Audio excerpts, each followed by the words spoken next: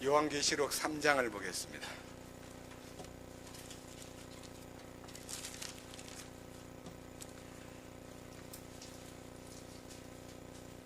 요한계시록 3장 14절 말씀에서 22절 말씀까지 말씀을 봉독하겠습니다.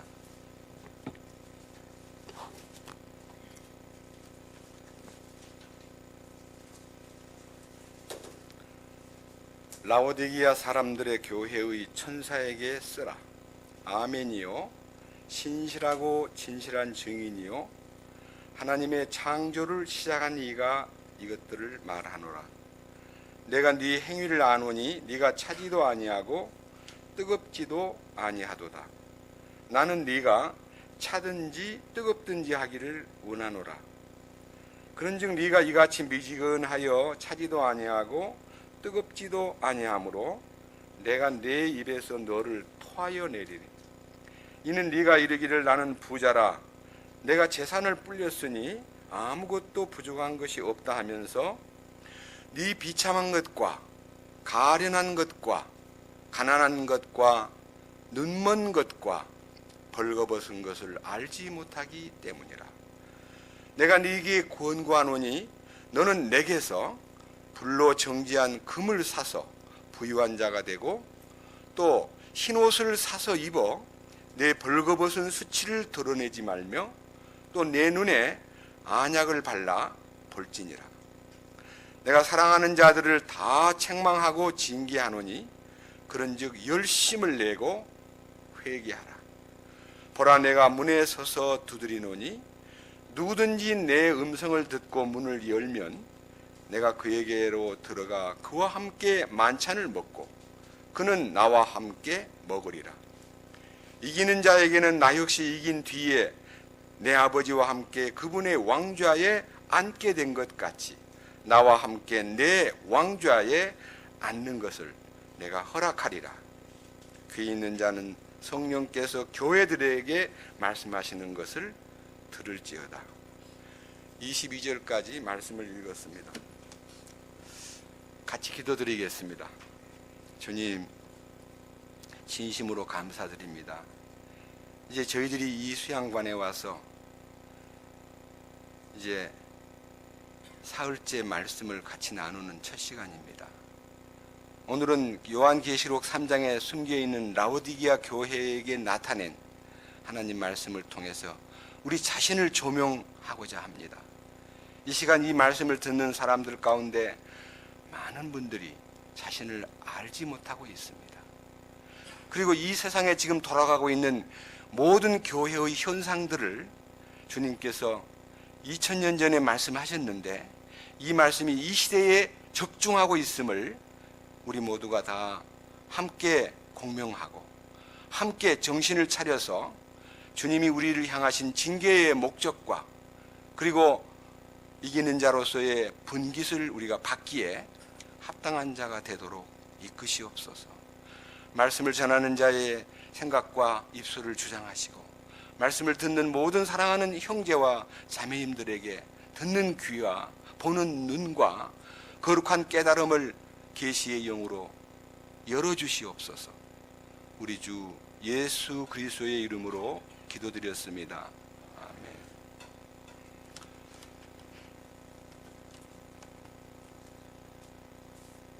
오늘은 이제 네 번째 메시지인데요.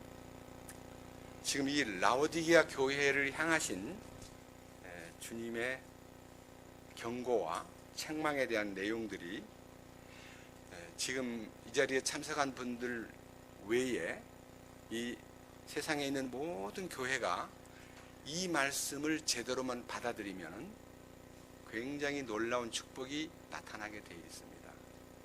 그래서 제가 먼저 이 라오디게아 교회에 관련된 말씀을 구체적으로 논하기 전에 이 요한계시록 2장과 3장에 있는, 물론 당시에는 소아시아의 터키의 어떤 한 광범위한 지역에 약간 이게 계란형으로 에베소, 서머나, 버가모, 두아디라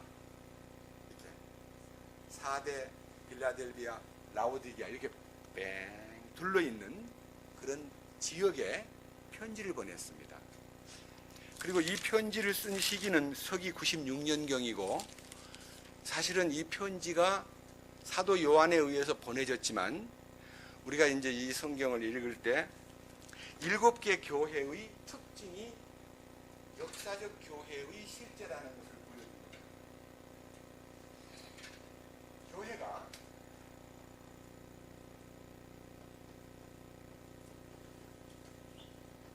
일곱 개가 있는데 에베소, 서머나, 버가모, 두아디라, 사대, 빌라델비아. 지금 저희가 읽었던 마지막 라오디게아. 글씨가 이렇게 좀 삐뚤삐뚤해도 용서해 주십시오. 그냥 알고만 지나면 되겠습니다. 이 에베소 교회는요, 서기 62년에 사도 바울이 에베소서를 보낼 때의 교회는요, 말씀의 충만함과 주님 안에서의 교회의 견고한 모습을 남편과 아내 사이의 윤리를 통해서 정립시켜주고요, 그 안에서 전신갑주를 입고 사탄의 권세를 능히 이기는 강력한 교회였습니다.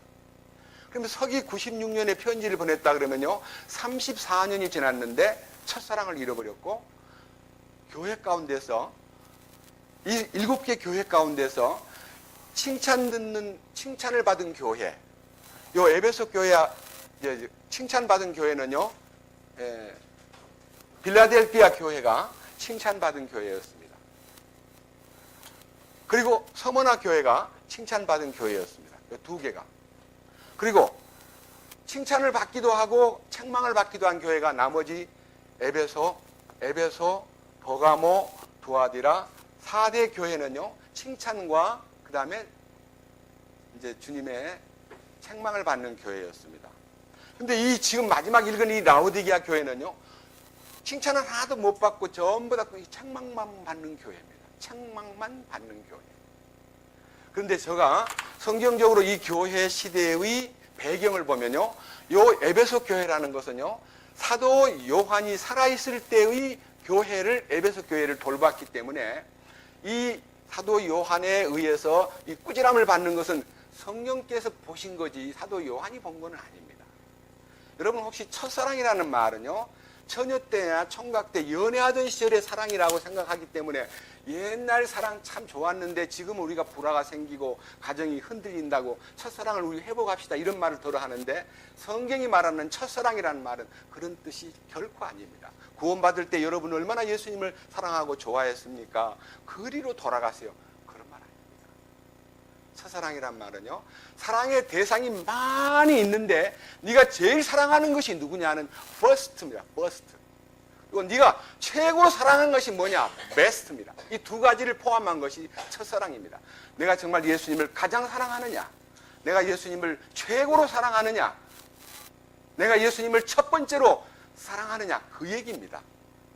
그래서 요 에베소 교회의 시대는요, 초기 사도들이 이제 마지막 다 사라지고 이제 요한 한 분만 남아 있었던 때였기 때문에 이 시대를요, 속사도 시대라.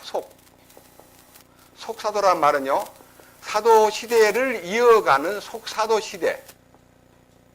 이 속사도라는 말은 사도들의 시대를, 그 기운이 아직도 남아있는 시대라는 초대교회의 모습을 속사도 시대라 그렇게 말합니다. 이 시대가 에베소 교회의 상징입니다. 속사도 시대, 초대교회입니다. 그 다음에 서머나 교회는요, 엄청난 핍박 속에서도 믿음을 지킨 핍박 시대입니다. 아주 핍박이 언제까지 일어났냐면요, 1세기 중반, 그러니까 60년대부터 시작해가지고 네로 황제에 의해서 10차례에 의해 기독교가 잔멸당하고 로마에 카타콤이 생기고 그러면서 엄청나게 순교를 당했던, 언제까지냐면요, 312년, 이건 AD입니다. 콘스탄틴 대제가 기독교를 인정하고 국교로 선정할 때까지 약 200년 기간 동안요, 어마어마한 핍박이 쏟아진 시대가 핍박받던 시대입니다. 근데 그 핍박 속에서 이 서머나 교회는 정말 주님의 향기를 토하면서 믿음을 지켰습니다. 그래서 칭찬받는 교회였습니다.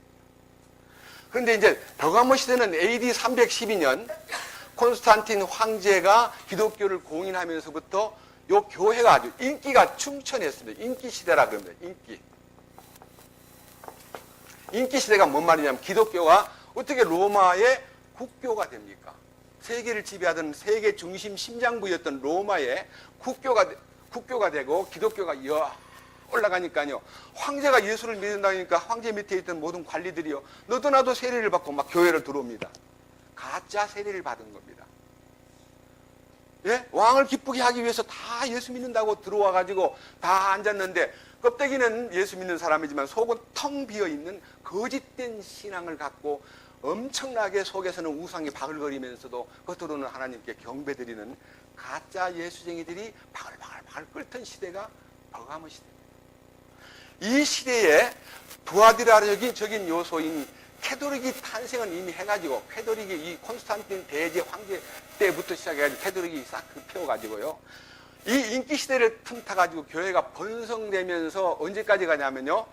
여기 마지막 1517년 말틴 루터가 종교개혁 프로테스탄트 운동할 때까지의 요 긴 1200년 기간 동안이 사실은 요 버가모가 짬뽕이 돼가지고 요 두아데라는 암흑시대입니다.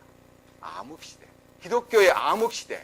요 시대를 현재 우리가 혹시 캐도릭 다니는 사람은 성질 날지 몰라도요. 요 시대를요. 암흑시대의 주체가요. 캐도릭입니다. 캐도릭 시대예요. 이 암흑시대의 마지막에 이르러가지고 베드로 성당을 짓기 위해서요. 돈이 부족하니까 속죄권을 팔아먹기 시작. 속죄권. 무슨 죄를 지어도요. 돈만 내면은 표 하나 사면 돌아가신 부모님을 위해서도요. 헌금을 딱 내면 헌금통에 옛날엔 다 이제 은전이고 금전이니까 헌금통에 따랑 하고 돈이 떨어지면 지옥 간 사람은 못 건지지만요. 연옥에 들어있는 사람들은 주님이 너 나가라. 네 위해서 세상에서 보상이 되었다 하고 끌어내준다는 교리를 만들어가지고 속죄권을 팔아먹는 일이 엄청나게 많이 번성할 때 말틴 루터라는 한 신부가요. 이거는 아닌데 하고 로마서를 읽다가요.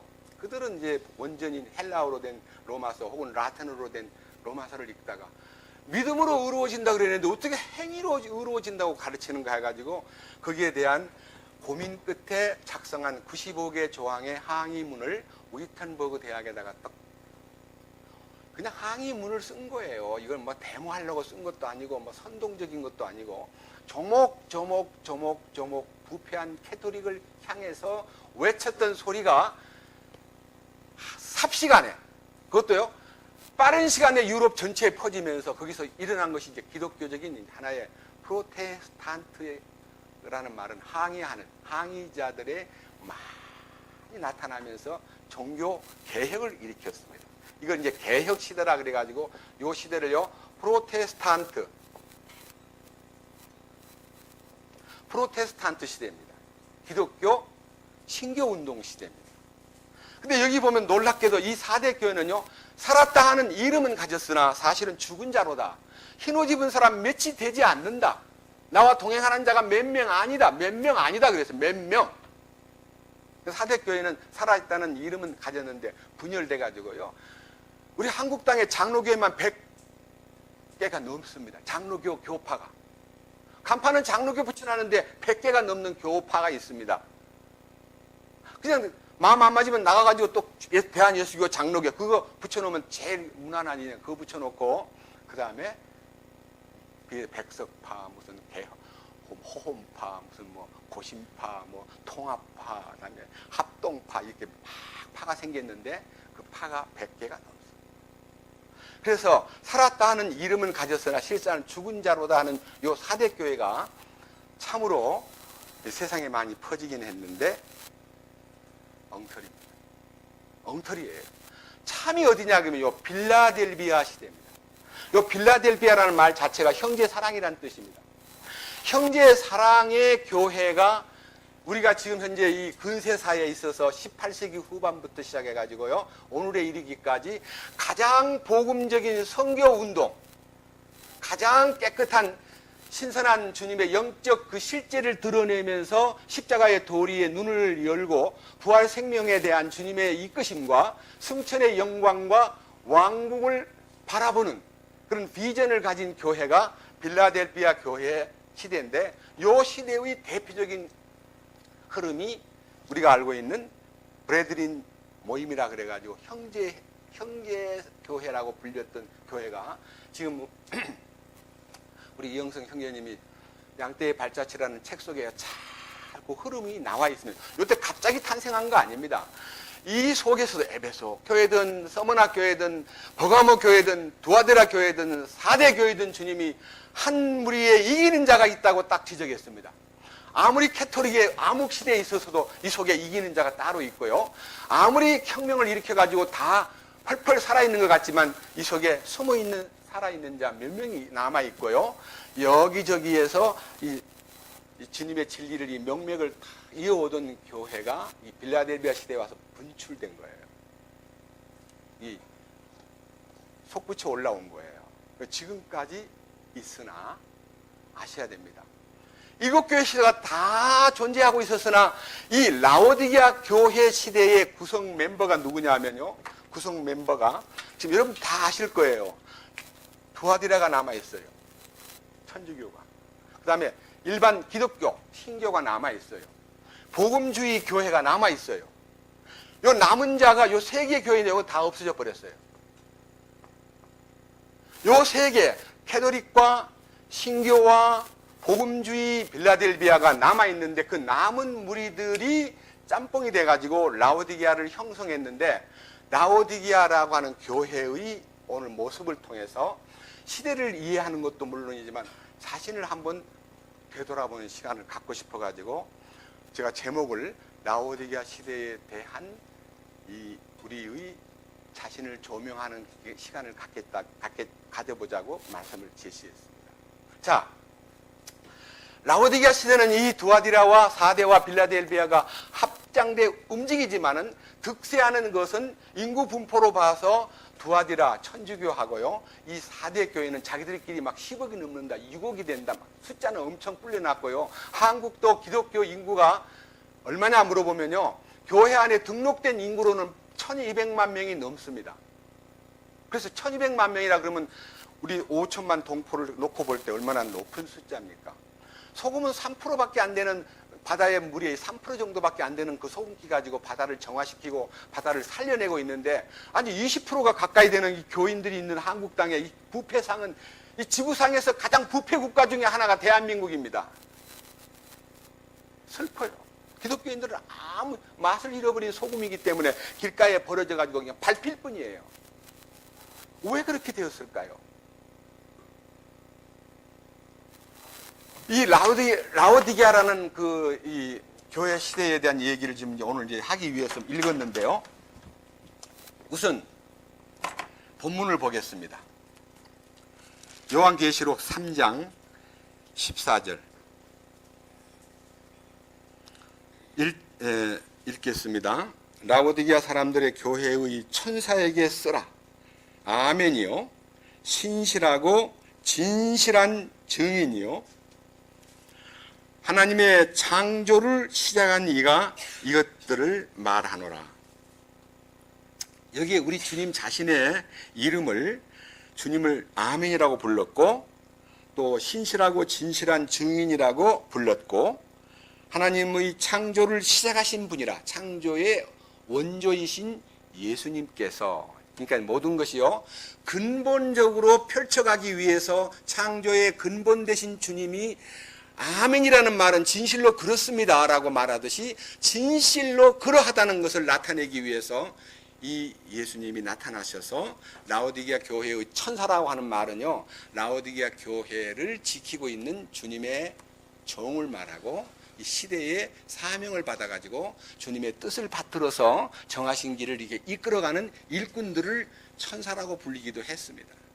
자, 그런데 밑에 보면요, 15절에 내가 네 행위를 아노니 그랬는데요. 요한계시록 2장과 3장의 전 편지마다 행위를 논하고 있어요. 행위를 논한다는 말은 주님은 그들의 하는 것을 다 지켜보고 있다는 것입니다. 그런 면에서요, 우리는 우리의 믿음이 행위를 통해서 입증된다고 말했고, 야고보서에 믿음은 그 행함과 함께 그 믿음을 증거해야 되고요, 그 행함이 믿음을 완전케 한다 그랬습니다. 너 아브라함을 보았느냐? 아브라함이 믿음으로만 의로워진 게 아니라 행함으로 그 믿음을 입증했다 그랬습니다. 그럼 그 아브라함의 행함이 자기 능력을 나타낸 거냐? 노력해서 그 행동을 짜낸 거냐? 그렇지 않습니다. 아브라함이 완전하게 된 것도 불완전한 상태에서 하나님의 완전하심이 나타난 겁니다. 75세 때 부름을 받아가지고 갈대아 우르에서 가나안 땅으로 들어왔는데 자식이 없습니다. 자기는 처음에 엘리에셀이라는 아주 다메섹에서 어떻게 해서 이제 얻어온 아주 아들을 삼고 싶은 종이 하나 있었는데 너무 마음에 드니까 하나님, 나는 이제 아들이 필요 없고요, 요 엘리에셀을 제가 아들로 입양시키고 싶습니다. 그랬더니 데리고 온 사람은 네 아들이 될 수가 없다. 네 몸에서 나야 네 아들이다. 그러니까 네 아내를 통해서 내가 아들을 줄게 하고 약속을 딱 하셨습니다. 그런데 하나님께서 약속하신 약속이요, 10년이 지나도 이루어지지 않습니다. 나이는 점점 들어가고 아브라함 나이가 85세 때, 사라의 나이는 10살이 아래이기 때문에 75세 때, 75세 할머니가 이제 경도가 다 끊어지고 아기 낳을 희망이 없는 순간이 딱 왔을 때 사라가 하는 말이, 나는 경도가 끊어져서 애 못 낳은 건 분명하지만 저 영감은 더 늙어버리면 애를 만들 수 없지 않는가, 이런 인간적 생각이 들어가지고 조용히 제안을 하는데요. 이집트에서 흉년이 들어가지고 피난 갔다가 잠깐 이집트로 내려갔다가 거기서 얻어온 건강하고 참 잘생긴 하녀를 하나 데리고 왔는데, 하갈이라는 여자를 집에다가 일을 시켜보니까 건강하지요, 튼튼하게 보이지요, 아주 착하게도 보이지요. 그러니까 여보, 더 늙기 전에 아기를 만듭시다. 나는 이제 날 희망이 없습니다. 그리고 저 여자를 데리고 당신이 원하는 대로 아기를 만들면 제가요 잘 기를게요 하고 아주 다소곳이 제안하는 사라의 얘기를 듣고요, 아브라함은 하나님께 여쭤보지도 않고 그냥 오케이, 참 고맙네, 자네가 참 똑똑해 하고 사라의 제안을 받고 하갈을 취해서 86세 때 하나님께서 원하지도 않는 자식을 만들었습니다. 그래서 이스마엘을 소위 말하는 86살 때 얻었습니다. 그러는 기간 동안에 아브라함과 하나님 사이는 대화가 단절되고 채널이 딱 막혀버리고 전혀 하나님과 아브라함 사이에 대화가 끊어진 시간이 13년이 흘렀습니다. 아브라함이 99살 되었을 때에, 이스마엘이 13살 되었을 때, 그때까지 이 아이 기르느라고요, 그 아이를 놓고 그냥 열심히 정성을 쏟고 있을 때 창세기 17장 하나님이 나타나십니다. 아브라함아, 너는 내 앞에서 완전해져야 한다. 내 앞에서 완전하라 하는 명령을 내렸는데, 이 불완전한 아브라함의 믿음과 삶이 너무너무 부끄러운 모습인데, 그 부끄러운 자에게 나타나셔가지고 하나님이 너는 완전하라고 하는 순간에, 만약 하나님이 너의 노력으로 완전에 이르라는 말을 하면 죽었다 깨도 불완전한 이 인간이 완전에 이를 수가 없습니다. 하나님은 명령을 내려놓고요, 완전해질 수 있는 길을 딱 준비해 놓고 그 길로 그를 끌어들이는 겁니다. 여러분, 그것이요, 완전해진다는 것은요, 말씀으로 돌아가는 것입니다.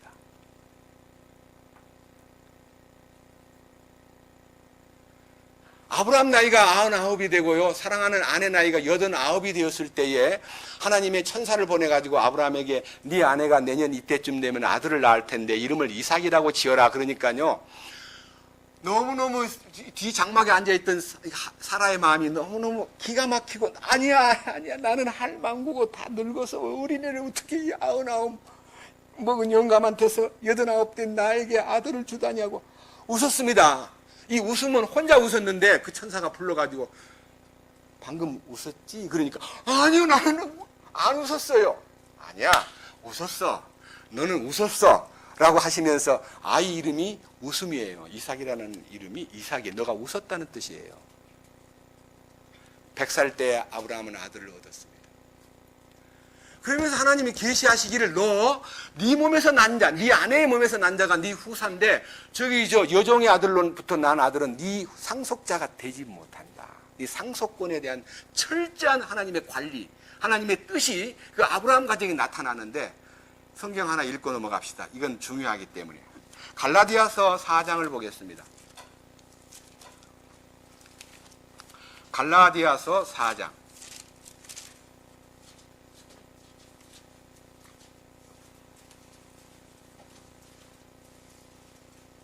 28절부터 봅니다.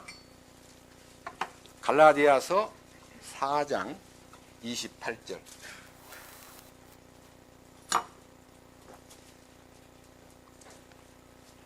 형제들아, 이제 우리는 이삭과 같이 약속의 아이들이니라. 그러나 그때에 육체를 따라 태어난 자가 성령을 따라 태어난 자를 핍박한 것 같이 지금도 그러하도다. 자, 보십시오. 우리에겐 두 개의 자아가 있습니다. 이 몸뚱아리는 육체를 따라 난 자입니다. 그리고 하늘로부터 온 생명은 속생명, 우리 안에는 영적 자아가요 또 있습니다. 이 두 개의 자아가 있습니다. 근데 이 혈과 육을 지닌 이 육신 이대로를 갖고 주님 앞에 서면 상속을 받을 수 없는 사람이 때이기 때문에 이 아브라함 가정에 이스마엘을 내쫓아버려라. 이스마엘을 내버려라. 그래서 여기 명령 내리기를 30절에 이렇게 말씀하셨습니다. 그럼에도 불구하고 성경 기록이 무엇이라고 말하느냐? 너의 여자와 그녀의 아들을 내쫓으라. 너의 여자의 아들은 자유로운 여자의 아들과 함께 상속자가 되지 못하리라. 그렇게 말했습니다. 이 상속권은요, 하늘에 속한 예수 그리스도의 상속권에 참여하기 위해서요, 우리의 속생명이 하나님의 상속자가 되기 위해서는 십자가를 통과해야만 되는데, 십자가를 통과하기 싫어한 것이 육신입니다. 육신은 정욕적으로 자기 마음대로 혼하고 짝짝꿍이 돼가지고 세상으로 가고 싶은데 이걸 처리하라 그러니까요. 우리 가운데 많은 분들이 여기 왔다가 숫자는 잘 모르겠습니다. 수백 명이 왔다가 십자가 지는 것이 너무 어려우니까요. 슬그머니 빠져나가 버렸습니다. 육체를 따라 난 자는 육체를 추구하게 되어 있습니다. 그러니까요. 우리 속에 있는 육체에 속한 것들을 내보내는 방법은 내가 나를 내쫓는 게 아니고요. 십자가의 능력 안에만 딱 들어가면 그 자아가 딱 꼬꾸라져 버립니다. 이게 신비예요, 신비. 근데 나는 왜 십자가 안에 들어왔는데 안 꼬꾸라질까? 이것은요, 아직도 그에게 주님이 약속한 축복된 그리스도의 믿음이 그에게 적기 때문입니다. 믿음이 크도다 하는 말은요, 주님을 향하는 그 마음의 기대와 주님의 능력과 권능을 믿는 마음이 크다는 것은요, 주님의 크심을 바라본다는 뜻입니다. 믿음이 큰다는 말은 내가요, 믿음이 커지는 이런 거 아닙니다. 믿음은 내 안에서 커가는 거 아닙니다. 주님의 크신 믿음의 깊이와 넓이와 높이를 발견하는 것입니다. 그런 면에서 이 라오디게아 교회가 하나님 앞에 책망받는 내용이 오늘날 우리에게 시사하는 바가 무엇이며 내게도 그런 부분에 대해서 조명해야 될 필요를 느꼈기 때문에 오늘 이 성경을 읽었습니다. 자, 본문으로 가겠습니다. 요한계시록 3장 15절. 내가 네 행위를 아노니 네가 차지도 아니하고 뜨겁지도 아니하도다. 나는 네가 차든지 뜨겁든지 하기를 원하노라. 그런즉 네가 이같이 미지근하여 차지도 아니하고 뜨겁지도 아니하므로 내가 내 입에서 너를 토하여 내리니. 자, 차지도 아니하고 뜨겁지도 아니한다는 얘기를요, 뭐 별별 학설에 의해서 뭐 그 라오디게아에 뭐 온천이 있었는데 물이 부족해서 온천에 있는 물을 갖다가 끌어내려가지고 동네에서 물을 쓰는데 흐르는 동안에 온천물이 그냥 미지근해져 가지고 이거는 찬물도 아니고 뜨거운 물도 아니고 참 그렇네 하면서 뭐 물 얘기를 많이 하는데 그거 얘기하는 거 아닙니다.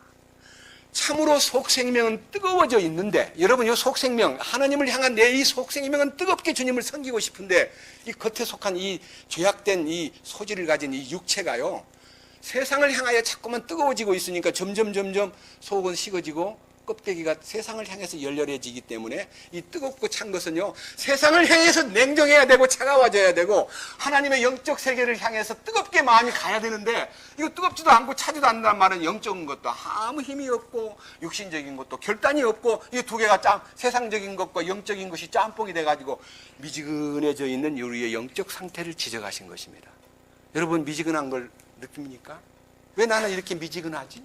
나는 왜 뜨겁지도 않지? 나는 왜 찬송을 부르도 감사가 없지? 눈물도 안 나지? 저 형제는 어떻게 해서 저 찬송 부르다가 저렇게 울고 있을까? 나는 찬송 부르다가 눈물 난 적이 없어. 아니, 성경책 보다가 눈물 난다? 나는 성경책 보면서 한 번도 울어본 적이 없어. 예, 뜨겁지 않기 때문에. 어떻게 하면 뜨거워지느냐? 길에서 우리에게 말씀하시고 성경을 풀어주실 때에 우리 속에서 마음이 뜨겁지 않더냐? 말씀의 능력이 나타나야 뜨거워지는 거지. 내가 뜨거워지려고 막 여기다 아무리 불을 피우려고 해도 안 되는 거예요. 예? 그러니까 주님은 제일 싫어하는 것이 세상에 대해서 차가워져야 되는데 그것도 뜨겁게 되어 있고, 이 영적으로 영적인 영원한 하나님의 계획에 대해서 뜨거운 마음이 있어야 되는데 그것도 차가워져 있기 때문에 이게 두 개가요, 뜨거운 것과 찬 것이 섞여가지고 미지근한 상태를 주님께서 싫어하시는데 왜 미지근해져 버렸느냐 지적을 하십니다. 자, 보십시오. 요한계시록 3장 17절, 이는 네가 이르기를, 이 라오디게아 교회 전체를 두고 한 말이면서도 개인에게 지적합니다. 네가 말하기를 나는 부자다, 내 재산을 불렸으니 아무것도 부족한 것이 없다. 이게 뭐예요? 물질 만능주의, 황금 만능주의, 돈만 많으면 뭐든지 그냥 다 할 것 같은 이 겉으로 부자된 것에 대해서 만족하고 거기에 도취되어 있는 겁니다. 오늘 여기 계신 사람 누구라도요, 물질이 많다고 해서요, 그것이 하나님 축복이라고 자부하고 거기에다가 의존하면 그 사람은 이 라오디게아 교회와 같은 모습으로 꾸지람을 듣는 사람이 됩니다. 주께서 말합니다. 부한 자들아, 너는 마음을 높이지 말고 정함이 없는 재물에 소망을 두지 말 것과, 너는 그 물질을 주님이 너에게 맡기신 이유는 나눠주기를 좋아하며 선한 사업에 부하고 그리고 베푸는 자가 되고 돌보는 자가 되라고 맡긴 것이지, 자기 혼자 딱 차지하고 자기가 좋아하는 사람한테만 딱 맡기고 거기서 둘이서 쏘곤쏘곤하고 우리는 부자야, 만약 이렇게 하고 산다면요, 껍데기 부자, 이 물질적인 부여가 자기의 부의 기준이 되었을 때 영적인 부여, 하나님을 향하여 부유해지는, 누가복음 12장 21절에는 네가 네 마음속에 나는 부자라 부여해야 부족한 것이 없다고 말하는 이 자만심이, 여러 해 쓸 물건을 많이 쌓아두었으니 평안히 먹고 마시고 즐거워하자 하되 하나님은 이르시되 이 어리석은 부자야, 오늘 밤 내 혼을 내가 불러간다면 내 예비한 것이 네 것이 되겠느냐? 누구든지 세상의 물질을 의지하고 하나님께 대하여 부여하지 못한 자는 다 이와 같으리라고 말씀하신 말씀이 이 라오디게아 교회를 향한 지적입니다. 여러분 한번 교회를 보십시다. 심지어는요, 빌라델비아적인 교회 요소도 마찬가지입니다. 숫자가 많이 늘어나면 건물도 크게 짓고요, 건물을 크게 지면요, 많은 건물들이 지금 한국 땅에 알려진 무슨 교회 거명은 안 할지라도요, 1년에 수십억의 운영비가 필요한 교회들이 많습니다. 많은 인원을 동원해가지고 사람을 쓰다 보니까 그 인건비 나가는 것만 해도 엄청나기 때문에 나와 있는 모든 사람들은 모두가 다 예수 믿는 것에 대한 바로메타가 뭐냐면 헌금 내는 겁니다. 헌금 많이 내는 사람이 장로되고 권사되고, 저는 알았습니다. 어떤 분으로부터 헌금을 많이 내면요, 1억 이상 헌금을 내면 그 즉시 권사가 되고 장로가 됩니다. 이 앞에 앉아 계신 자매님 미소를 짓는 거 보니까 중국도 그러죠? 예, 그렇습니다. 헌금 많이 내는 사람이 교회의 주인이 되고요, 그 안에 중요한 직책을 맡고 교회 안에 중요한 헌금 잘 내고요 충실한 사람 혹은 은행원들이 교회의 재정집사가 되고 재정장로가 돼가지고 교회를 좌지우지하는 힘이 돈 맡은 사람한테 달려 있습니다. 어디든지 가면요, 돈을 많이 갖고 있는 사람이 가장 힘이 세고, 사무실에서도요, 격리 파트의 책임자가 굉장히 힘이 있습니다. 성경에는 돈 많은 사람이 힘 있는 곳이 하나도 없습니다. 우리가 아무의 금이나 은이나 의복을 탐내지 아니하였고 너희 아는 바와 같이 나와 내 동행들을 쓸 것을 당하기 위하여 밤과 낮으로 일하면서 복음을 전했다라고 하는 주 예수의 친히 말씀하신 바 주는 자가 받는 자보다 복이 있다는 사실을 기억하라.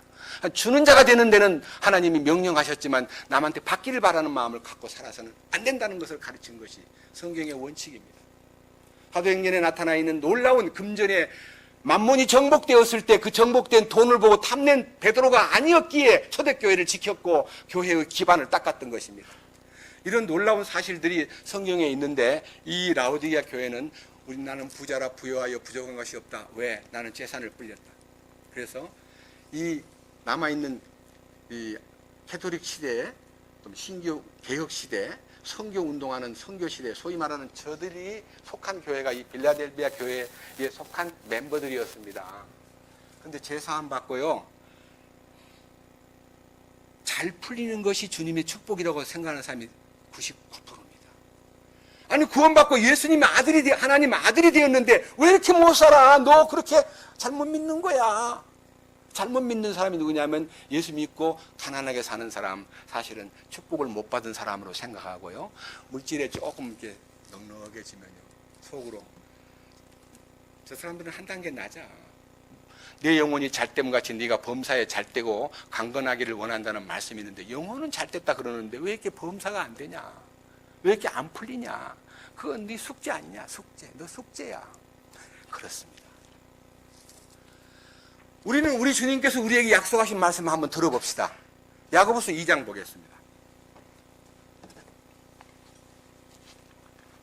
이 말씀을 잡고 야고보서 2장으로 갑니다.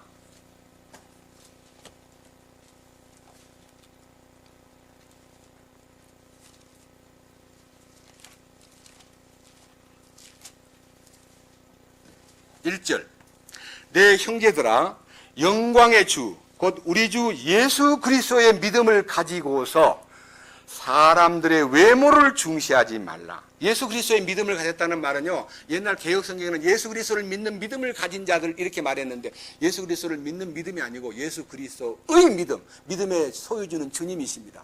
믿음은 주님이 주인이십니다. 믿음의 창시자이십니다. 믿음의 완성자이신 주님이십니다. 참으로 네가 믿음의 주인이신 예수님을 모시고 있다면 사람을 외모로 보지 마라. 외모로 따지지 마라.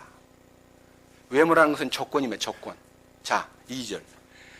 만일 너희 집회에 금반지를 끼고 아름다운 옷을 입은 사람이 오고 또 허름한 옷을 입은 가난한 사람이 들어올 때에 너희가 화려한 옷을 입은 자에게 관심을 기울이며 그에게 이르되 여기 좋은 자리에 앉으소서 하고 또 그 가난한 자에게 이르되 너는 거기 섰든지 여기 내 발받침 밑에 앉으라 하면 너희가 너희끼리 차별하며 악한 생각으로 판단하는 자가 되지 아니하냐. 이것은 꼭 돈만 말하는 거 아닙니다. 학벌 아니면 지위, 국회의원이 오셨다, 변호사가 왔다, 의사가 왔다 그러면 환영을 하고요.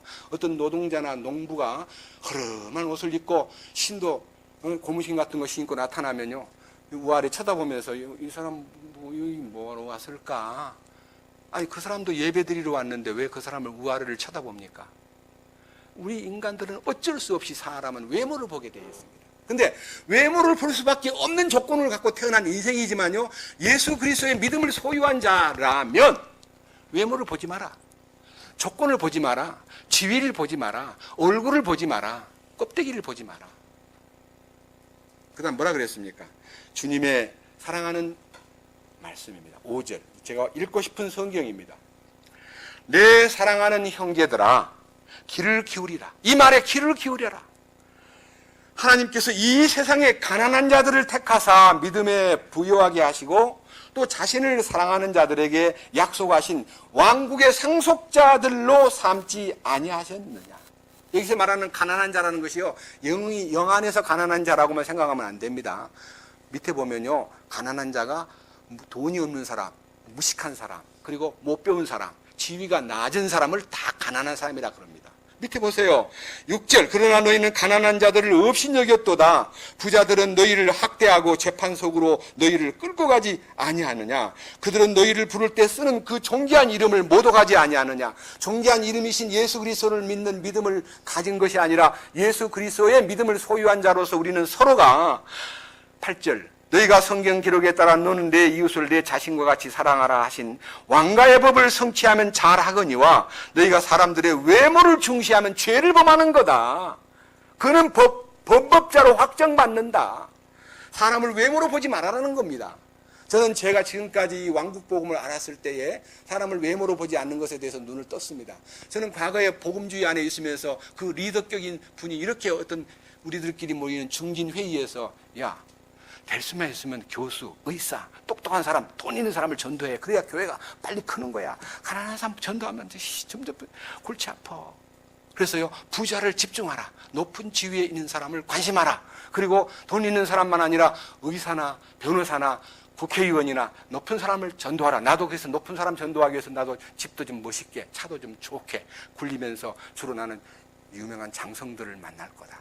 떳떳하게 내가 이렇게 예수 믿는 사람도 잘 살고 있다는 걸 보여줄 거다라고 말하신 분이 계셨습니다. 저는 거기에 대해서 참으로 그 당시는 아멘했습니다. 그리고 누가 너를 무시하거들랑 손님을 데리고 우리 집으로 와라. 이 집이 네 집이라고 말하라. 이렇게 가르쳐 주었습니다. 그래서 저는 한 번도 손님 데리고 그 집에 안 갔습니다. 여러분, 이것이 우리가 갖고 있는 두아디라에 속한 암흑 시대에나 하든, 그리고 부패하고 살았다는 이름을 가졌으나 실상은 살아있지 못한 죽은 자가 되어 있는 사대적인 요소일 뿐만 아니라 빌라델피아라고 하는 형제 사랑에 대하여 복음을 갖고 있고 이 시대에 가장 앞장선 자부심을 가진 하나님의 선택받은 자녀라고 자부하는 교회 안에서 이런 얘기가 나타난다는 것은 너무나 애통하고 슬픈 얘기입니다. 여러분 개개인 가운데서 자기 지위나 자기 재산이나 자기 어떤 환경을 믿음에 붙여가지고 그러지 못한 사람을 은근히 깔보고 은근히 이렇게 격리시키면서 사람을 우습게 보는 사람이 있다면 그는 죄를 짓는 사람입니다. 네? 저는 신학교 2학년밖에 못 나왔습니다. 신학교 2학년. 그리고 독학으로 지금까지 공부합니다.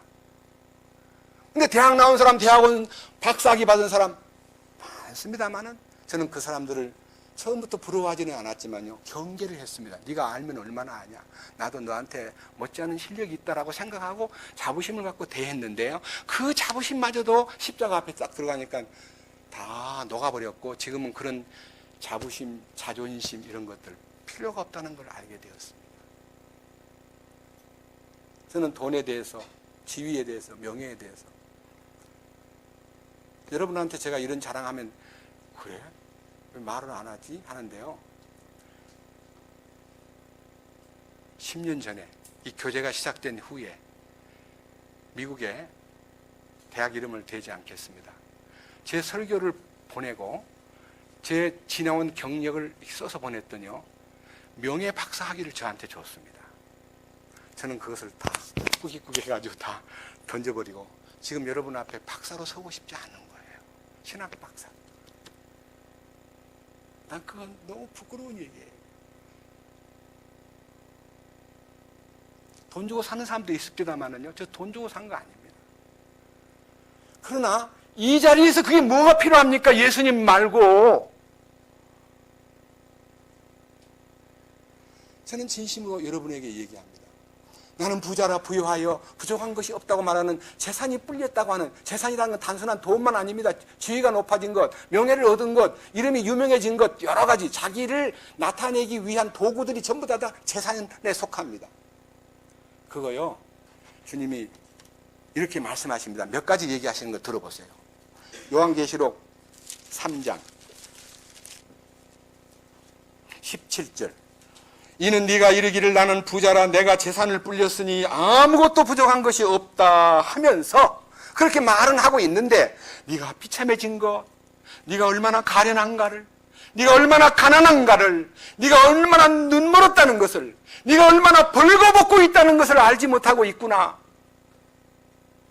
여기에 비참한 것, 가련한 것, 가난한 것, 눈먼 것, 벌거벗은 것, 이 5가지는요, 하나님 보실 때 이 시대의 교회요, 이 시대의 우리들의 모습인 것입니다.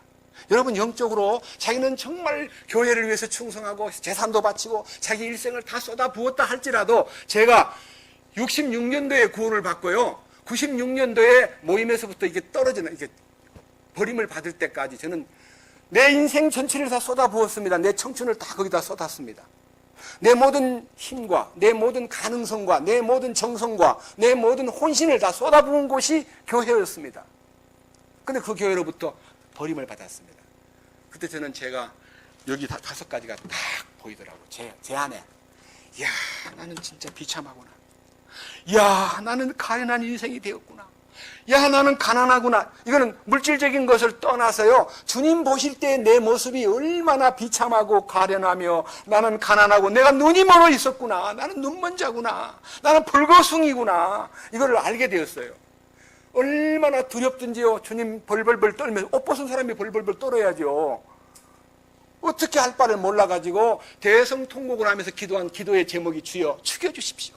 주여 불러가 주십시오. 나는 살 가치가 없는 놈입니다. 나는 위선자입니다. 나는 잘못 살았습니다. 그 말밖에 할 말이 없었어요. 기도가요, 잘못 살았습니다. 나는 이런 5가지 다 저한테 해당되는 얘기입니다. 저는 아닙니다. 주님, 저는 아닙니다. 그 기도를요 2년 넘게 했습니다. 2년. 그런데 2년을 넘고 기도를 했는데 비전이 보이더라고요. 사우디아라비아에 무슨 좋은 일이 생겼다 그래가지고, 마지막 96년 11월 달에 그랬는데 97년, 98년을요 허덕거리다가 99년부터 99년 한 해 동안요 중동 사우디의 제다에 여러 차례 갔습니다. 뭐하러요? 돈 벌러. 돈 벌 구멍이 탁 보이더라고요. 이야, 이때 내가 몇십억만 벌면 봐라. 나는 비록 어려웠지만 이걸 베풀고 살면서 남들에게 돈을 쓰는 것을 가르쳐 주겠다라고 자부심을 갖고, 하나님 정말 허락해 주신다면 제가 물질을 쓰는 방법을 개발해가지고 주님 주신 방법대로 할게요 라고 떠들면서 왔다 갔다 했는데요, 2년 동안요 수억을 까먹으면서 아무런 돈 땡전 한 푼도 못 건졌습니다. 왜? 주님이 허락해 주지 않는 거예요. 그래서 그 속에서 주님 또 한 번 회개합니다. 주님, 정말 잘못했습니다. 나는 돈이 있으면 될 줄 알았는데 잘못 생각했습니다. 용서해 주십시오 하고 모든 것을 다 즉각적으로 여의도에 막 멋있게 꾸미는 사무실도 그냥 아무 손도 안 대고 그냥 다 폐쇄시켜버리고 알아서 하라고 그냥 부국 빌딩 주인한테다가 다 깔아서 그동안 못 준 돈도 있을 테니까 다 가져가라고 다 서류 하나도 안 만지고 넘겨버렸습니다. 그것이 2000년 1월 달이었습니다. 그러니까 또 저한테 또 뭐가 들어와요. 그 일종의요 딜이에요. 죄송합니다만은 이름을 거명해서 참 안타깝습니다. 두레 교회의 재단에서 제 설교, 복음 전도 설교를 우리 모임에 나오다가 거리로 나간 사람이 설교 테이프 1주간 동안 전도 집회한 걸 그 목사님, 김진홍 목사님한테 갖다 줬더니 그분이 그걸 다 들어보더니 이 사람 데려와라. 내가 쓰고 싶다. 이 사람 진짜 설교 괜찮다. 나는 사람들을 많이 모으는 것은 기술이 있는데 전도는 기술이 없다. 그 사람 데려다가 전도하게 만들어요. 그래서 제가요 그 교회 선교부장으로 임명해가지고 그 교회 두레 교회를 좀 다녔습니다. 그 장로교회 이름을 가진 두레 교회입니다. 근데 이제 선교부에 들어가가지고 열심히 하려고 그러는데 선교부에 있는 많은 기존 멤버들이 목사님 방에 들어가가지고, 목사님, 우리가 지금 선교한다고 얼마나 열심히 봉사 헌신하는데 뭐가 부족하다고 우리 외지에서 사람들에다가 부장을 따로 맡깁니까? 우리 그럼 그만두겠습니다 하고 데모를 하니까 목사님 또 우리 저를 불러다가 교인들이 상당히 반발을 하네. 자네를 뭐 보지도 못해놓고 무조건 반대하니까 우선 좀 이렇게 진정될 때까지 둘의 네트워크를 하는 사모님이 사장이고요. 저를 보고 거기 가서 부사장 좀 하래요. 저는 네트워크에 대해서 알았습니다. 이미 SL 네트워크 하면서요. 뭐 벤즈 굴린다, 뭐 에메랄드를 받으면 뭐 평생 보장받는다, 뭐 월 뭐 1억씩 연금 수당을 받는데 1억 아니라 평생 자식들한테 물려줄 수 있는 재산이 늘려서 잘 된다고 막 서로 자기 밑에 달려고 막 싸우고 이전 투구하는 것을 저는 보았기 때문에, 얼마나 이 악질적인 사탄의 역상가를 보았기 때문에 저는 진절머리를 내고요. 목사님 죄송합니다. 지금까지 예수 믿고 사업한다는 이름 안에서 엄청나게 죄를 지었기 때문에 더 이상 죄를 짓고 싶지 않습니다.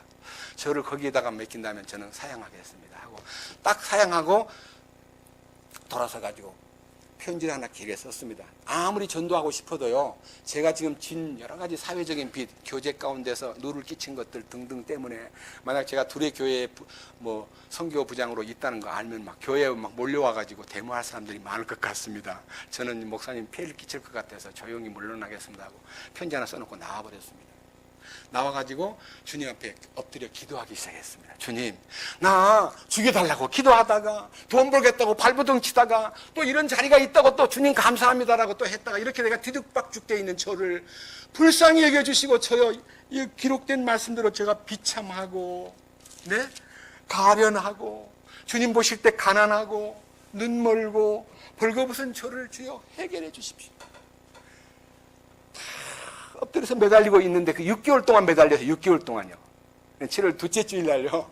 주님 오후에 갈라디아서 2장 20절이 탁 열리면서 20년 동안 외우고 다니던 성경이고 제가 제일 애송하던 성경 절수 중에서 가장 좋은 것이 무엇이냐 물어보면 갈라디아 2장 20절 내가 그리스도와 함께 십자가에 못 박혔나니 하는 그 옛날 개혁 성경. 못 박혔나니라는 것은 과거 시제로 개혁에 나와 있지만요. 우리 이 흠령역에서는 못 박혀 있으나 현재형입니다. 십자가에 그 못 박혀 있는 자아가 발견되면서 가슴 속에 그런 적 이제는 내가 사는 것이 아니요 내 안에 그리스도께서 사신 것이라고 하는 주인이 바뀐 것을 딱 아는 순간에요. 저는 즉시 마음의 무릎을 꿇었습니다. 그리고는 너무너무 감격스러워서 이 속에 가슴이 터질 것만 같은 이 뜨거운, 그래서 우리에게 말씀하시고 말씀을 풀어주실 때에 우리 속에서 마음이 뜨겁지 않더냐라고 말했던 그 엠마오의 두 제자인 글로바의 심정이 돼가지고요. 이 뜨거운 가슴을 견딜 수가 없어가지고 벅찬 마음 때문에 제일 먼저 한 일이 그 당시 집사람이 대구에 홀로 있었습니다. 저는 대구에서 출퇴근하던 사람인데 이 사실을 깨닫고 집사람을 불러 올렸습니다. 그리고는 갈 데가 마땅치 않으니까 허름한 여관방 얻어가지고 그 방에서 날이 새도록 제가 무릎을 꿇고 여보 용서해 주시오. 나는 집안의 폭군이었어. 잘못된 주인이었어. 나는 거짓된 왕이었어. 주님을 왕으로 모시고 나니 너무 잘못되게 살았어. 당신이 먼저 용서해 주시오. 집사람에게 용서를 구했습니다. 제가 눈물 흘리며 용서를 구하는 제 심정을요, 그 상대이신 제 자매는 그렇게 달갑게 받아들이지 않았습니다. 왜? 벌써 몇 년을 놀아요. 96년, 97년 중동 왔다 갔다 돈만 까먹고 아무것도 버는 거 5년 동안 놀고 있던 제가 갑자기 제가 용서를 구하니까요. 야, 참 아마 속으로는 겸손해진 거는 좋은데 어떻게 저렇게 참 비참할까? 또 자기 생각도 참 가련하다. 돈 한 푼도 없는 가난뱅이. 불러주는 사람은 없고 제가요. 고난 속에 딱 떨어지니까요. 제가 평생을 굉장히 사람들을 잘 돌보고 상가에도 돌보고 결혼식도 아마 제가 결혼식 주례를 한 200상 이상 했습니다. 많이 도와주었습니다. 그리고요. 결혼식에서 주면 야 그런 거 필요 없어. 나 부져낸 걸로 채. 괜찮아. 대가를 받지 않고 장례식 치러주고요. 대가를 받지 않고 만약 주어가지고 억지로 받으면 사무기 갔다가 신고했습니다. 이거 받았다고. 그럴 정도로 돈에 대해서 철저하게 훈련을 했습니다. 그러나 그런 모든 것들이 제 영적인 것에 대해서 너무 비참하고 가련하고 가난하고 눈이 멀어 있고 그리고 마지막 얘기 가운데 벌거벗은 죄를 알았을 때 그날 갈라디아 2장 20절 말씀을 딱 들었을 때 비로소 주님이 당신의 옷으로 저를 덮어주는 것을 느꼈습니다. 그리스도로 옷 입는 것이 무엇인가를 알게 되었습니다. 흰옷 입는 것이 뭔가를 알게 되었습니다. 하나님의 의를 덧입는다는 것이 뭔가를 알게 되었습니다. 그리고 죽은 자가 무슨 일을 얼마나 한단 말이냐. 죽은 자는 공동묘지는 말이 없다. 그런 말을 제 마음에다 간직하고요. 만 4년 동안요 엎드려 있었습니다. 아무 활동도 안 하고요. 직업도 없이 그것도요. 그러니까 집사람이 너무 안타까우니까 뭐든지 하라고 막 당신은 지금도 젊어 공부하면 돼. 제일 편한 방법은 제가 볼 때 아파트 관리사무소에 관리인 되면 돼. 아파트 관리사무소에 가가지고 집 지키는 관리자 되라는 말이 아니고 매니저가 되라는 겁니다. 학원에 가서 내가 딴 거는 몰라도 빚을 내줄 테니까 빨리 가서 학원에서 공부해가지고 아파트 관리인 관리사무소의 소장으로 한번 해보시오. 막 격려를 하는데 제가 계산을 하고 나중에 여러 사람한테 물어보니까 아파트 관리자가 되면 그 안에 있는 동의 유지들하고 대표들이 엄청나게 해먹는데요. 예? 뭔 말인지 아세요? 막 세도 막 올려가지고 한 집당 막 10,000원 올리면 막 그 가구가 1,000가구쯤 되면요. 뭐 10,000원씩 올리면 얼마 돼요? 1,000,000원 아니요. 그래서 그거 받아가지고 막 나눠 먹는 얘기 하는데요. 저는 주님, 내가 이렇게 깨끗한 주님을 알았는데, 내 거룩한 주님 안에 섰는데, 내가 아파트 관리자가 돼가지고 그 도둑질하는 사람하고, 야, 나는 그렇게 못해! 하면 금방 쫓겨날 텐데, 그런 가련한 일을 또 왜 해? 주님, 합당한 직업을 주십시오. 주님께 기도합니다. 다만 제가요, 주님이 시킨다면 세차장에 가서 세차도 하고요, 주님, 뭐든지 하겠습니다. 운전하라면 운전하고, 세차장에 가서 세차라면 세차까지 하겠습니다. 기도하는데 2004년 봄에 사랑하는 이봉재 형제라는 분이 저를 불러가지고 새로운 회사를 하나 발족했는데 일할 사람이 없는데 일 좀 도와주겠느냐고 초청을 해서 제가 마사이 워킹센터 반포점에 취직을 해가지고 지금까지 13년 가까이 신발 장사를 하고 있습니다. 근데 딱 들어가 보니까요, 첫째 무릎 꿇어야 되고, 손님 보고 신발 신으세요. 그건 안 해요. 고급 신발인데요. 제가 무릎을 딱 꿇고 그분의 신발을 신겨주고 그다음에 이제 신발끈을 신발 안 묶지도 않고 걸으려면 아닙니다. 이 좋은 신발은요, 신발과 발이 딱 장착이 돼야 되기 때문에 묶어야 됩니다. 제가 다 묶어주고 그렇게 하다 보니까요, 손이 한 번도 이게 노동을 하지 않던 손이 남 신발 묶어주고 하다 보니까요, 겨울에 손도 털 정도로요 고통스러운 허리가 또 얼마나 아프던지. 여러분, 2005년 4월 달에는요, 250쪽을 팔았습니다. 제가 혼자. 근데 이 사장님이 150쪽이 회사의 최고 데드라인인데, 그 이상 팔면 한 족당 10,000원 주겠다 그래가지고, 250쪽 파니까 100만원 월급을 받고, 월급 말고도 보너스 100만원을 받은 적이 있습니다. 250명을 저 혼자 치르니까요, 하루에 10명 이상입니다. 일요일 날 빼니까. 너무너무 힘들게 보낸 적도 있었습니다. 근데 감사했습니다. 평생 남 섬기지 않고 섬기만 받으려고 시도하던 이 못난 놈이 이렇게 아무에게나 섬길 수 있도록 무릎을 꿇고 신발도 묶어주는 신들매를 풀기도 감당치 못하겠다던 그 얘기가 생각이 나면서 감사합니다. 감사합니다. 이 직업을 자랑스럽게 생각하겠습니다. 지금도 신발 장사를 자랑스럽게 생각합니다. 자존심이 없어졌기 때문입니다. 체면 위신 계산하지 않았기 때문입니다. 그래서 여기에 나타나 있는 이 5가지의 참으로 비참하고 가련하며 가난하며 눈멀고 벌거벗은 자아가 참으로 인식되어 이 중에 하나라도 자기한테 해당이 된다면 주님의 해결 방안을 들어보십시오. 주님이 어떻게 해결 방안을 제시했는가. 18절, 내가 너에게 권고하노니 너는 내게서, 주님한테만 있는 거예요. 내게서 불로 정지한 금을 사라는 거예요. 사라. 금을 사래요. 가난하고 벌거벗고 아무것도 없는 나를 보고 사래요. 이거요, 우리가요, 주님한테 가가지고 무엇을 지불하고 그 불로 정제된 금보다 더한 믿음. 금의 속성은 하나님의 본성을 얘기합니다. 하나님의 본성, 하나님의 영광. 하나님의 본성을 설명하기 위해서요, 솔로몬 성전 4장 4벽 벽을 다 금으로 입히고, 솔로몬 성전 안에 쓰여지는 모든 기구들은 무조건 나무에다가 금을 입히는. 그래서요, 도금 기술하고요, 금을 다루는 기술이 세계에서 가장 앞장선 민족이요, 보석 깎고 금 다루는 기술을 BC 1450년경 벌써 3500년 전부터요, 유대인들이 조상적부터 부살렐과 오홀리압을 시켜가지고 했잖아요. 하나님이 그들에게 재능을 부어줘가지고 금을 다루고 보석을 다루는 방법. 12 흉패 안에다가 지파별로 보석을 다 깎아가지고 거기다 이름을 쓰잖아요. 여러분, 보석에다가 어떻게 이름을 기록합니까?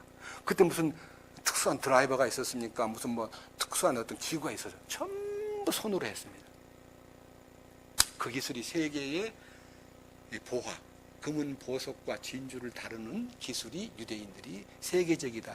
남아연방에서 가장 그 많은 보석을 만들어내는데 거기에 대부분 90%가 유대인들이 잡고 있고요. 금시장과 보석시장의 90%가 유대인 손아귀에 있다는 거 아닙니까? 근데 그 금을 나한테 와서 사라는 거예요. 불로 정제한 금이란 말은 순금을 얘기해요. 순금. 순금을 와서 나한테 사라. 근데 성경에 보면요, 참 하나님께서 우리를 불러가지고 사러 가는데, 사러만 가면 돼요. 가는데 살 돈이 없으니까 어제 참 안타깝고 슬픈 얘기 들었습니다. 어떤 할머니가 내년에 수양회를 가기 위해서 30만 원을 모으려고 모으다 25만 원 모아가지고 수양회장에 가서 나 지금 돈이 요것밖에 없으니까 요거라도 좀 등록을 시켜주시오 하니까요, 등록 그 책임 맡은 사람이 안 돼요 하니까 그 할머니가 눈물을 흘리고 나와가지고 어떤 다른 교회로 가버렸다는 얘기 들었습니다. 우리가요, 금을 사야 되는데 이 금을 살 돈이 어디가 있냐? 난 그럼 이건 사기는 사야 되겠는데, 주님 보실 때 부유한 자가 되려면 주님을 얻어야 되는데 주님을 사러 가야겠다. 나는 아무것도 돈이 없다. 어떻게 하면 좋지 하고 사러 갔는데 그분이 딱 오자마자 돈이 있어? 라고 묻질 않고요, 이렇게 얘기합니다. 성경 이사야 성경 보겠습니다. 55장.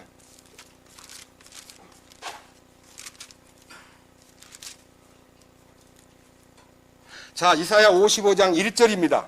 이 말씀에 이사야 55장은 894페이지에 있습니다.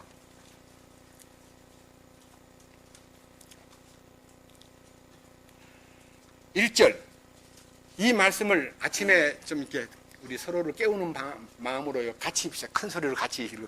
1절. 오호, 목마른 모든 자들아, 너희는 물로 나오라.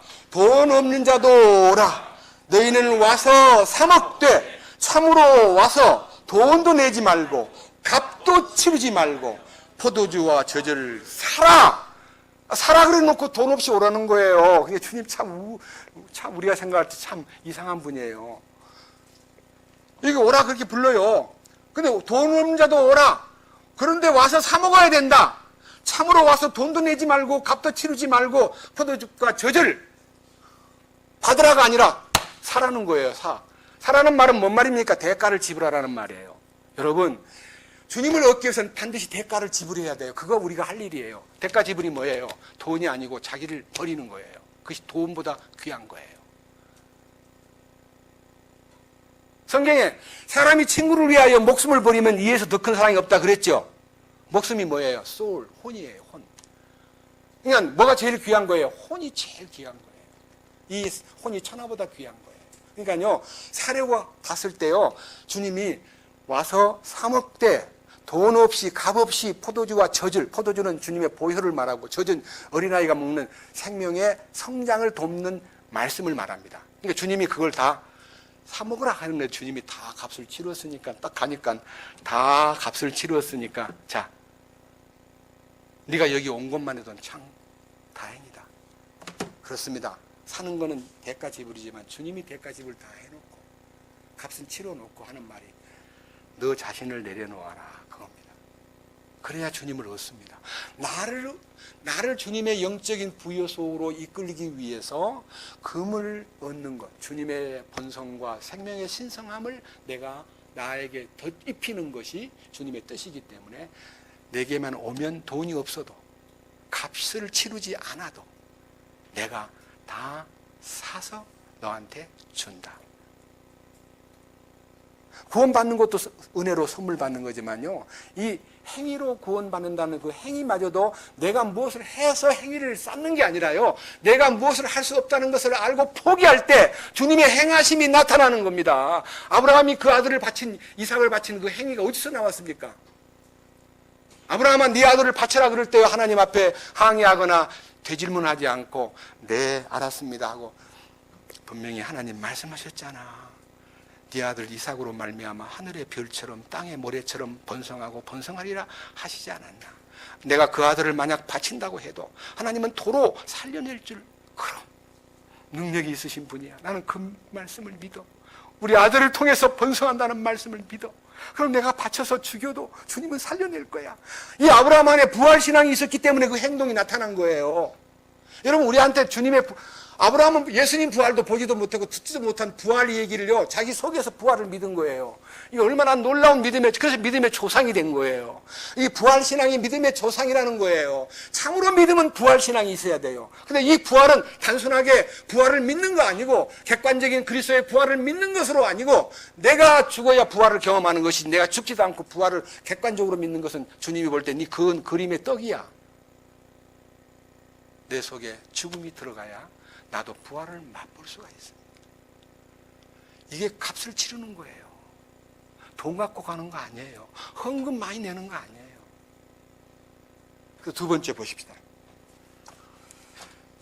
요한계시록 3장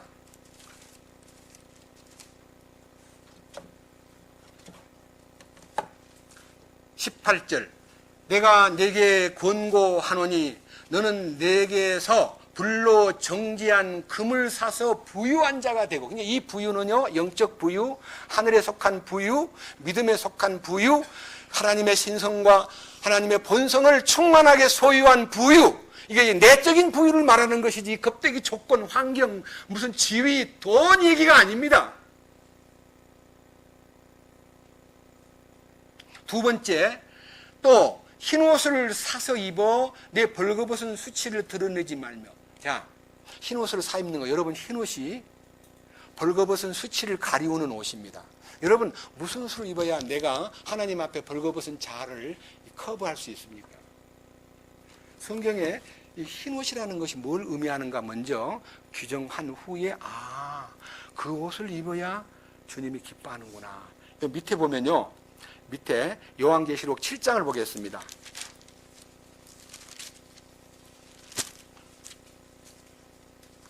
이영성 형제님이 설교 시간에 읽었던 성경인데 다시 보겠습니다. 요한계시록 7장 9절. 이 일 뒤에 내가 보니 보라, 아무도 능히 셀 수 없는 큰 물이 곧 모든 민족과 족속과 백성과 언어에서 나온 큰 무리가 흰 예복을 입고 손에는 종려나무 가지를 들고 왕좌 앞과 어린 양 앞에 서서 큰 음성으로 외쳐 이르되, 구원이 왕좌에 앉으신 우리 하나님과 어린 양께 있도다. 구원이, 이게 무슨 구원인 줄 아세요? 완전한 구원입니다. 제사함 받은 얘기하는 거 아니에요. 예? 여기서 말하는 이 구원은 제사함 받고 변화되어서 거룩한 왕국 복음을 소유한 사람이 말하는 구원입니다. 그래야 그 왕국을 논할 수가 있고, 그래야만 그분의 왕좌가 그에게 합당하게 빛비침을 얻는 것입니다. 여러분, 왕자를 보는 눈은요, 그냥 왕자를 보면 크게 겁을 냅니다. 이사야 6장에 이사야가 뭘 보았습니까? 하나님의 거룩한 왕좌를 보았습니다. 그 왕자의 권위가 흐르고요, 그 왕자의 영광이 흐르고, 그 왕자의 하나님의 그 위대하신 우주적인 놀라운 위치가 보이는 순간, 자기가 얼마나 비참하고 더럽고, 내가 더러운 말을 하던 이 입술을 가진 자로서 더러운 말하고 있던 사람들 틈에서 내가 이런 지저분한 인간이 내가 그 거룩한 왕좌를 보다니, 오호라 나는 화로다 망하게 되었도다 라고 외칠 수밖에 없어요. 왕자가 보이면요, 자기가 비참한 존재라는 것이 보여지게 되어 있습니다.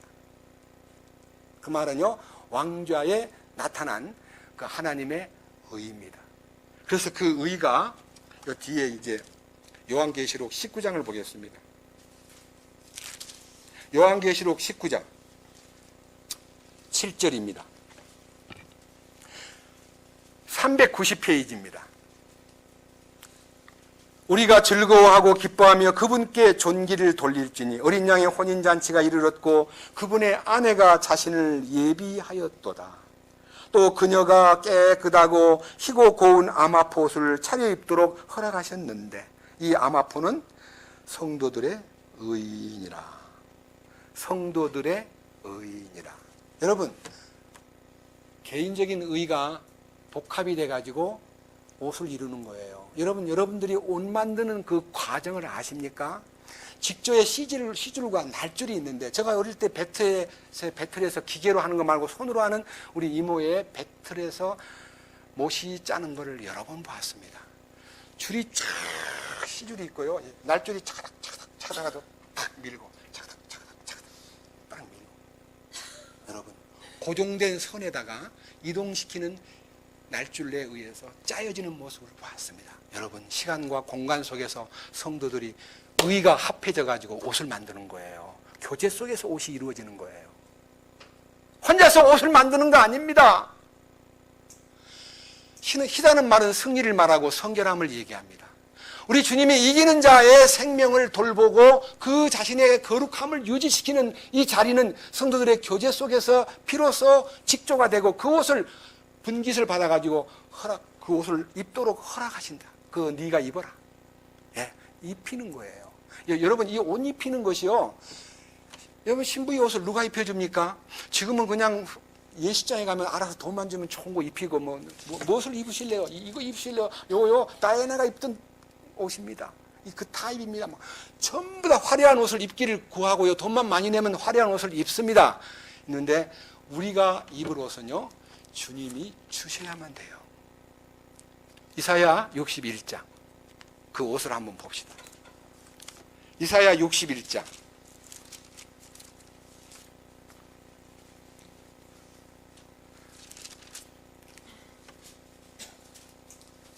10절입니다. 900페이지입니다.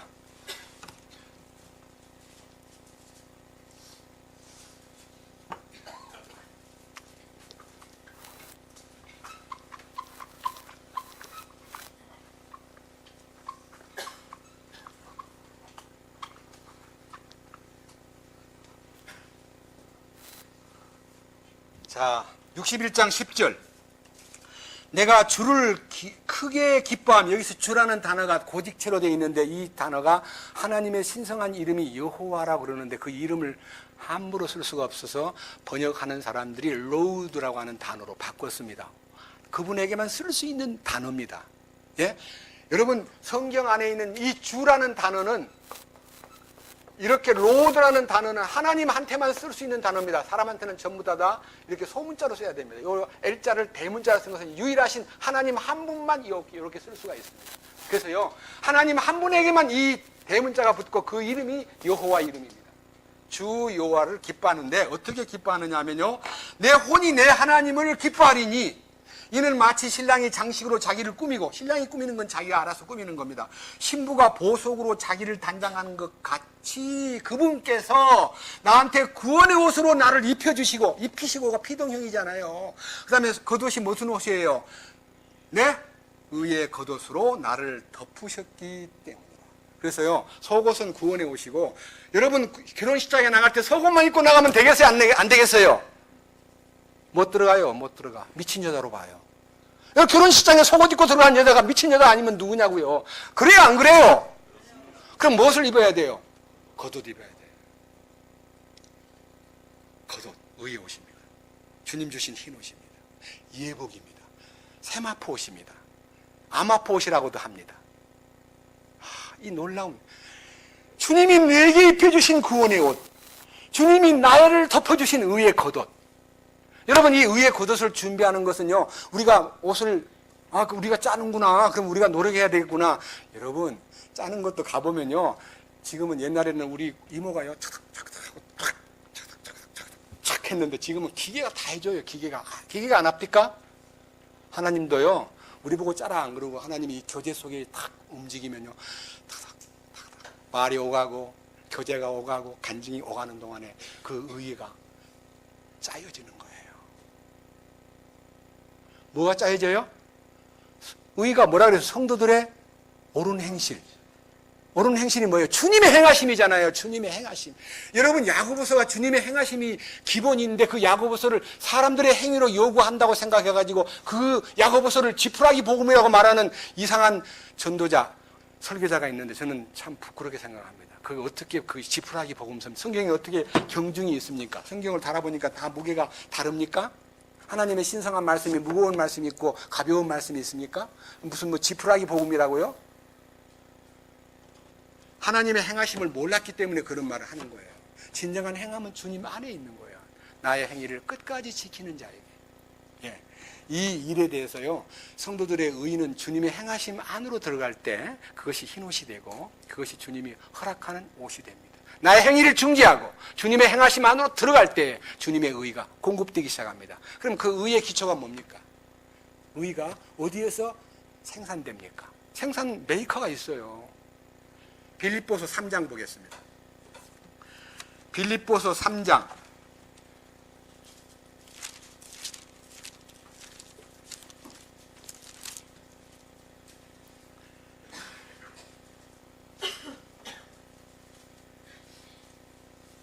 8절입니다. 참으로 확실히 모든 것을 손실로 여김은 그리스도 예수 내 주를 아는 지식이 뛰어나기 때문이라. 내가 그분을 위하여 모든 것에 손실을 입고 그것들을 단지 배설물로 여김은 내가 그리스도를 얻고 율법에서 난 내 자신의 의가 아니라 그리스도의 믿음을 통한 의, 곧 믿음으로 말미암아 하나님에게서 난 의를 소유한 채 그분 앞에 발견되기를 원한다. 무슨 의입니까? 내가 만든 의가 아니고 믿음으로, 그리스도의 믿음을 통한 의, 곧 믿음으로 말미암아 하나님에게서 난 하나님이 생산한 의를 내가 입고 그분 앞에 발견되기를 원합니다라고 하는 사도 바울의 간증이요, 나의 간증이 되고 우리의 간증이 되어야 마땅합니다. 여러분, 이 말씀을 들을 때요, 생각해 보세요. 지금까지 나는 무엇을 의지하고 살았는가? 내 행위를 가지고 사람들을 대했는가? 주님이 내 안에서 나타내시는 그 행위를 존중히 여기고 그 행위를 지켰는가? 여기 행위를 지킨다는 얘기가요, 성경에 많이 나와 있는데 한 절만 우선 보겠습니다. 요한계시록이요 2장 25절을 보겠습니다. 요한계시록 2장 25절이요, 우리의 행위가 주님의 행위라는 것을 아주 명백하게 밝혀주셨습니다. 자, 25절. 다만 너희가 이미 가지고 있는 것을 내가 올 때까지 굳게 붙잡으라. 다음 26절. 이기고 나의 행위를 끝까지 지키는 자에게는, 누구 행위를 지켜요? 예? 주님의 행위를 지키는 자. 여기 지킨다는 말은요, 킵한다는 뜻이에요. 킵. 유지한다. 예? 보존한다. 누린다. 주님 주신 것을 이렇게 누리는 거예요. 주님의 행하심을. 예? 나의 행위를 끝까지 지키는 자에게는 뭘 준다 했어요? 내가 민족들을 다스릴 권능을 주리니.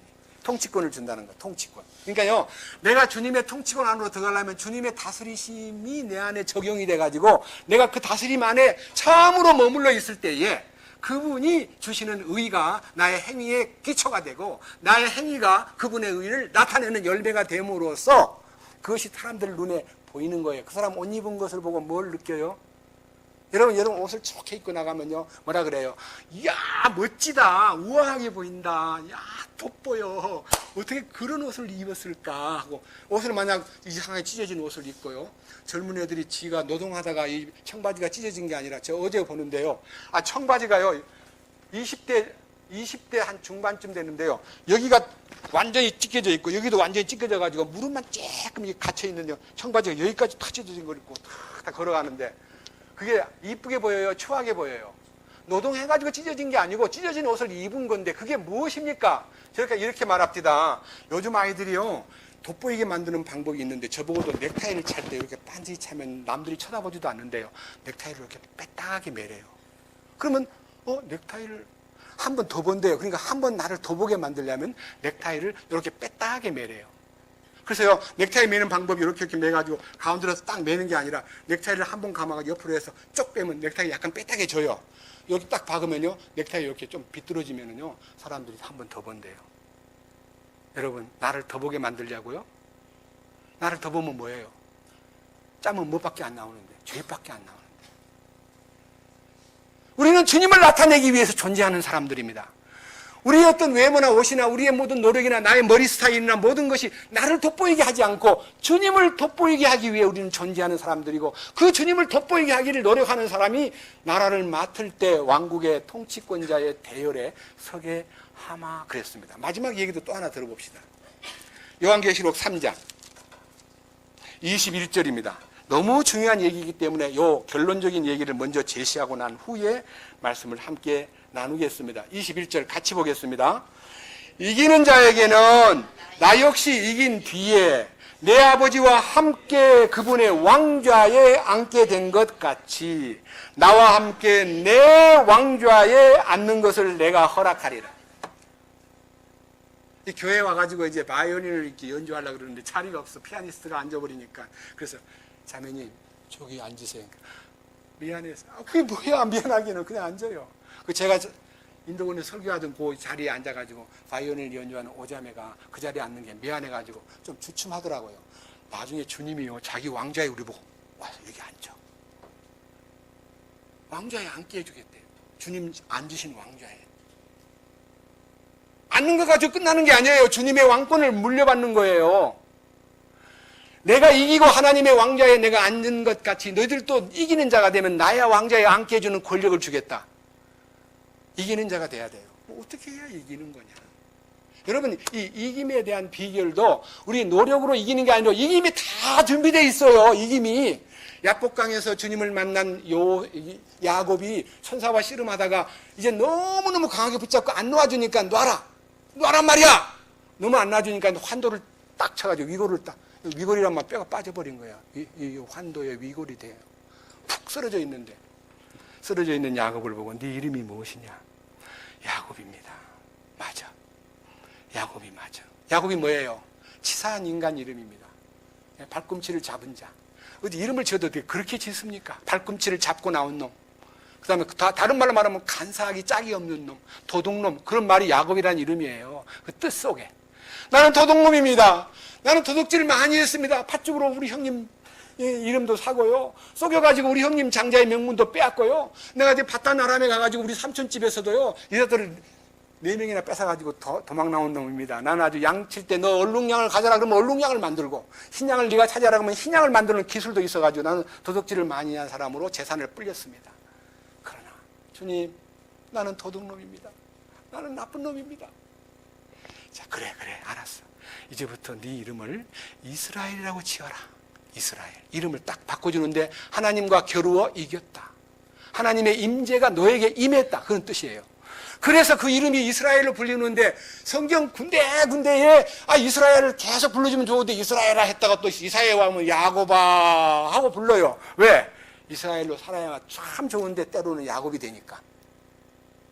여러분들도요, 승리자 예수님 안에서 살아야 되는데 자꾸만 패배의 길을 자주 걷다 보니까 이제 변화된 이름으로 불리우던 이스라엘아 그러지 않고 계속해서 때로는 야곱아, 이스라엘아 이렇게 두 가지 이름으로 병행해서 불리는 것은 슬픈 칭호입니다.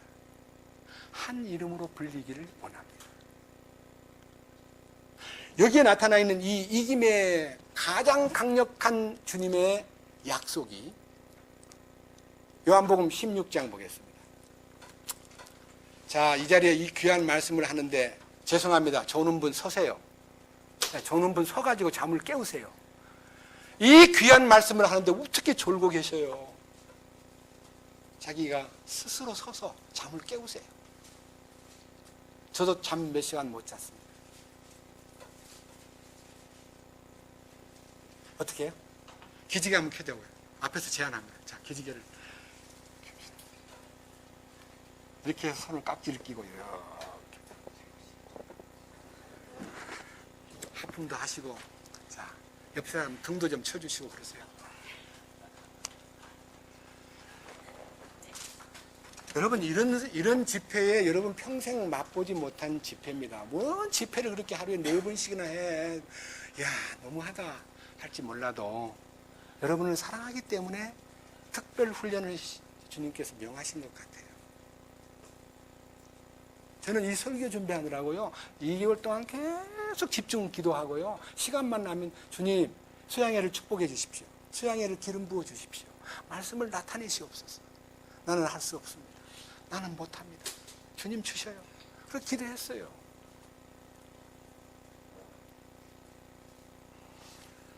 자, 요한복음 16장 찾았어요?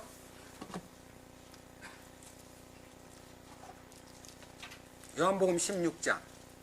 주님의 약속입니다. 이 요한복음 16장의 이김의 비결의 키가 예수님에게 있다는 것을 우리에게 보여주신 겁니다. 같이 16장 마지막 절 33절을 읽겠습니다. 같이 보겠습니다. 너희에게 이 일들을 말한 것은 너희가 내 안에서 평안을 누리게 하려 함이니라. 세상에서는 너희가 환난을 당할 터이나 기운을 내라. 내가 세상을 이기었노라 하시니라. 뭐라 그랬어요? 우리가 어려움을 당하고 말할 수 없는 공격이 올 거다. 그때요, 힘을 내라. 기운을 내라는 말은 힘을 내라. 왜? 주님이 이기셨기 때문에. 이기신 분을 바라보라는 거예요. 우리가 이기는 비결은요, 이김의 주인이신 주님을 바라볼 때에 그 이김이 선물이 와요. 이김을, 너는 이겼다라고 하는, 쓰러져 있는 그에게 이 승리를 선물로 준 거예요. 그게 뭐가 이겼습니까? 야곱이 몸은 망가졌지만요, 이김이 뭐냐면 형을 두려워하던 마음이 사라져 버렸습니다. 400명을 몰고 나를 죽이러 오는 거 아니냐. 20년 전 형의 그 앙심이 아직 안 가라앉아서 나를 원수가 풀라고 오는 거 아닌가 하고 벌벌 떨던 이 야곱이 그 공포가 사라져 버렸습니다. 그게 이긴 거예요. 공포가 사라졌어요. 그리고는 겸손해져 버렸어요. 형님 앞에 딱 가가 7번 절을 하면서 주여, 형이요, 형님 얼굴을 보니 주님 얼굴 배운 것 같습니다. 저는요, 약 40년 넘도록, 야, 야곱이 얼마나 급하길래 형님 얼굴을 보니 하나님 얼굴 본 것 같다고 말을 해서 형님한테 아부를 떨었구나 이렇게 생각했어요. 근데 깨닫고 나니까요, 아니에요. 주님 얼굴을 보면요, 모든 사람이, 어떤 사람도, 미운 사람도, 경쟁자도, 증오를 하던 사람도, 원수도 하나님 얼굴처럼 보여야 문제가 풀릴 거 아닙니까? 형님 얼굴이 하나님 얼굴처럼 보여버렸습니다. 그러니까 뜻대로 하십시오. 나를 죽이든 살리든 나한테 보복을 하든 내 재산을 다 몰아가든 뜻대로 하십시오 하니까 형이 막 덥석 안고 막 형이 더 우는 거예요. 예. 하나님의 해결인 이 야곱의 속에서 변화가 일어나니까요, 형의 마음도 딱 변화가 나타나는 거예요. 이 풀리는 거예요. 예수님이 이기심을 내가 누리고자 하면, 요한복음의 예언이에요. 예언은 우리한테 적용 안 되던 때, 근데 이것이 우리 삶 속에 적용되기 위해서 요한이 종년에, 거의 요한복음하고 거의 비슷한 해에 쓴 요한 1서 5장에 이렇게 말했습니다. 한번 봅시다. 요한 1서 5장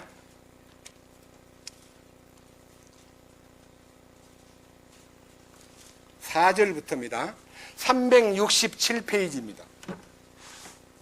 요한 1서 5장.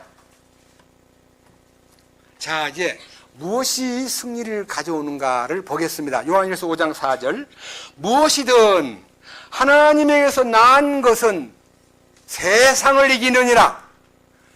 세상을 이기는 승리는 이것이니 곧 우리의 믿음이니라. 우리의 믿음이 뭐예요? 내가 믿습니다. 이길 줄을 믿습니다. 주여 믿습니다. 이게 이기는 거 아니에요. 주님이 이기신 분이라는 것을 바라보는 거예요. 믿음은 주님이시니까.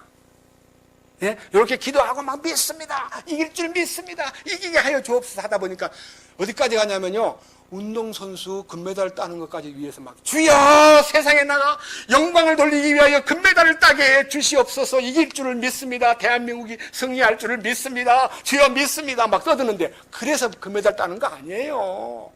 그 선수가 정말 뼈를 깎는 아픔과 노력과 운동해서 결과를 가져오는 것이지 기도해서 이기는 거 아닙니다. 그런 이기면 전부 다 사람들이 만든 인조 방법에 하나님을 괴롭히는, 하나님을 너무너무 답답하게 만드는 기도들입니다.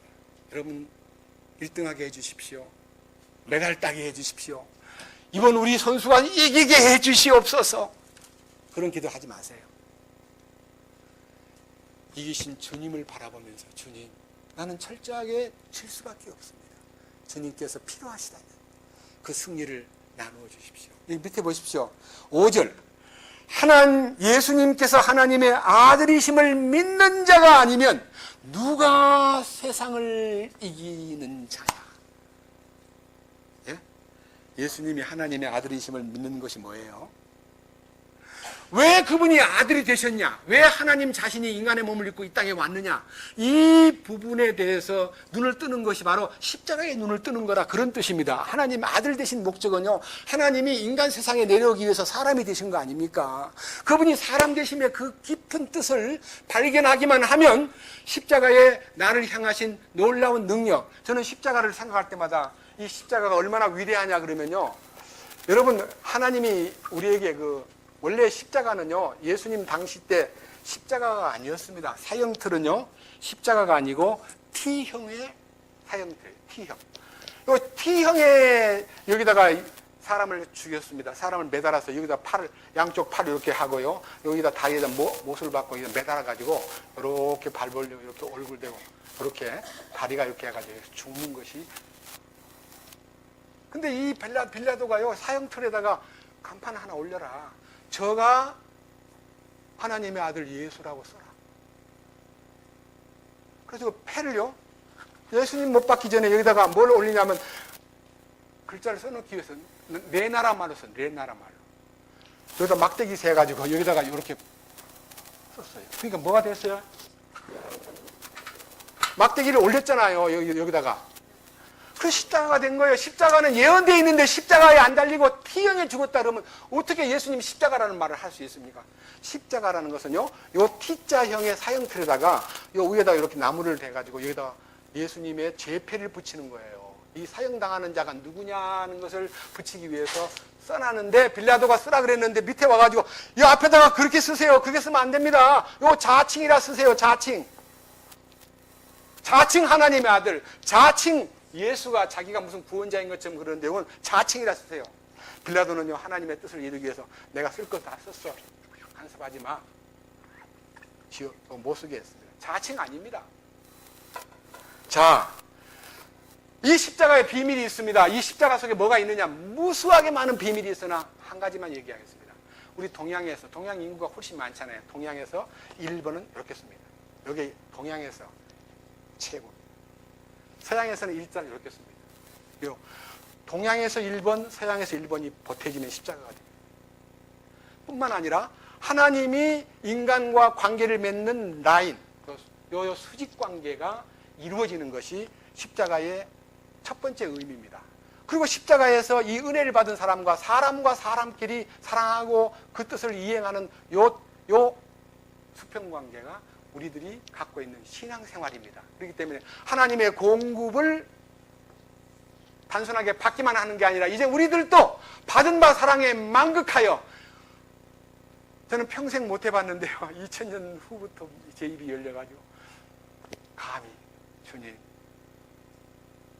사랑합니다, 이 말을 할 때 그렇게 가슴이 타오르고요, 야, 나 같은 것이 우주를 창조하신 대주제를 향하여서 사랑합니다 라고 말할 수 있다니 얼마나 감격스러운지. 지금은 제가 참습니다만은요, 주님께 사랑을 고백할 때 그렇게 가슴이 타오르고요, 뜨거워지는 것을 느꼈습니다.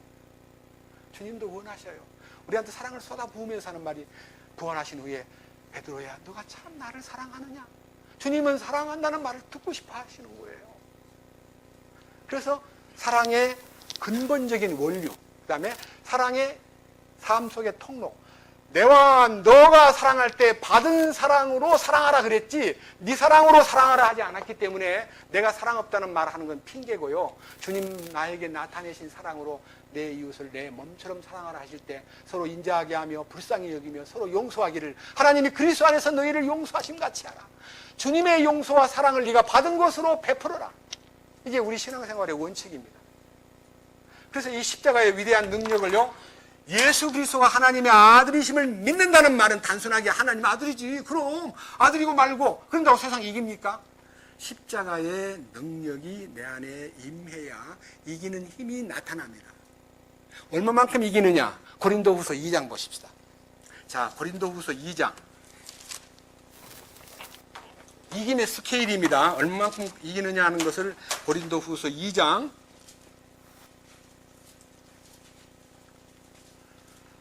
14절입니다.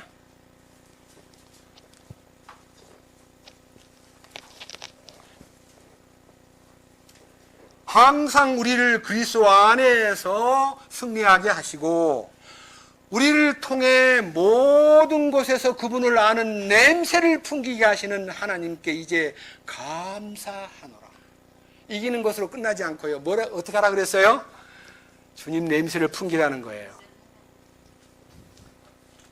자, 여러분, 사실 사람들이 살아가는 동안에요, 처세 속에서요, 입냄새 나는 거 주의해야 됩니다. 말하는데 막 이상한 냄새가 나면요, 막 인상이 꾸겨지고요, 사업도 잘 안 됩니다. 야, 저 사람 입냄새 나는 거 보니까 사람 참 지저분하다, 느낍니다. 그래서 솔직히 한번 말합시다. 귤을 많이 먹고 사람하고 얘기하면 입에서 무슨 냄새 납니까? 귤 냄새. 양파를 먹고 가서 얘기하면 무슨 냄새 납니까? 마늘을 몇 개 씹어가지고 먹고 난 다음에 사람하고 얘기하면 무슨 냄새 납니까? 마늘 냄새. 그러면 예수 냄새 풍기려면 뭘 먹어야 돼요? 예수님을 먹어야 돼요. 예수님을. 예수님을 먹어야만 예수님 냄새가 나죠. 그렇습니다. 우리가요, 이 미국 사람들은 한국 사람들하고 만나기만 하면 몸에 배인 마늘 냄새 때문에요, 코를 쥐고 그런데요. 그거 안 좋다고 느끼는데 이제 식품 연구학자들이 연구하다 보니까 마늘이 너무너무 좋은 거예요. 그래서 지금 세계 이태리든지 각 나라에서 냄새 안 나게 먹는 마늘 요리 방법을 개발해가지고 미국인들 요새 마늘을 잘 먹습니다. 생마늘을 안 먹을 뿐입니다. 여러분, 우리도요, 예수님을 생채로 먹을 수 없습니다. 주님이 자기를 요리해 놓은 말씀들이 성경 안에 가득 들어 있습니다. 아시겠어요? 주님을 먹는 거예요. 그래서 예수님이 나를 먹어라, 내 살을 먹고 내 피를 마셔라는 여러 가지 얘기가 십자가를 기준하여 자기를 먹도록 만들어 놓은 것이 주님이 십자가의 능력 속에 요리된 예수님의 인격과 신성이 녹아 있기 때문에 그걸 먹으라는 거예요. 그 피를 마시고 그 살을 먹어라. 주님 냄새를 나타내는 우리 모두가 되어야 합니다. 이기는 자가 되는 겁니다. 그 다음 로마서 조금 앞으로 가가지고 8장을 보겠습니다. 얼마만큼 축복된 이김이 실제로 나타나느냐.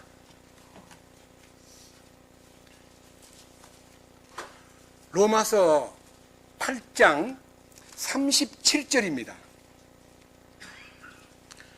아니라 이 모든 것 가운데서 우리는 우리를 사랑하시는 그분을 통해 정복자들보다 더 나은 자들이니라. 옛날 성경에는요, 이기되 넉넉히 이기느니라 이렇게 되어 있는데요, 이 단어가요, 정복자들보다 더 나은 자란 말은요, 정복자가 주님이시잖아요. 주님이 사탄에 의해서 정복당한 인간들에 의해서 유린당하는데 그 정복자는 여기서 말하는 사탄, 세상을 정복하고 사람을 괴롭히는 사람들을 이겨 부셔버렸기 때문에 그 정복자인 마귀보다 더 나은 승리를 누릴 수 있는데, 이 누림이 우리에게 나타나려면 반드시 36절이 필요합니다. 어떻게 하면 이깁니까? 주님의 이기심 안으로 들어가는 방법은, 이것은 기록된 말씀처럼 우리가 종일토록 주를 위하여 죽임을 당하며 도살할 양같이 여김을 받았나이다 하는 이 말씀이 자기를 통과해야 되는 거예요. 주님 안에서 죽음을 당하는 경험을 가져야 이김이 나타나는 건데, 이김은 부활 생명입니다. 예, 십자가에 동참하여 나는 완전히 끝나야 주님의 승리가 공급되기 시작하는데, 많은 사람들은 죽음 없는 부활을 꿈꾸고 있고요, 죽음 없이 막 뭔가 부활을 막 논하는 분들은 우리 주변에 참 많습니다. 부활을 그냥 아주 강하게 논하는데 죽음의 냄새가 나지 않습니다. 주님을 먹은 흔적이 없습니다. 마늘 냄새만 납니다. 예수 냄새는 안 납니다. 십자가 얘기를 막 하고 죽었다는 얘기만 하는데 죽었다는 말만 나왔지 냄새가 전혀 안 나는 겁니다. 우리는 우리 자신들이 정말 주님 안에서 죽었다는 것이 무엇인가를 사람들에게 일부러 나타내는 거 아닙니다. 말만 해도 그냥 나타납니다. 말 속에 냄새가 납니다. 말 속에 온유와 겸손, 주님의 죽으심의 효능, 그것이 바로 몰약의 향기입니다. 그것이 바로 유향의 향기입니다. 요한계시록 3장 보겠습니다. 요한계시록 3장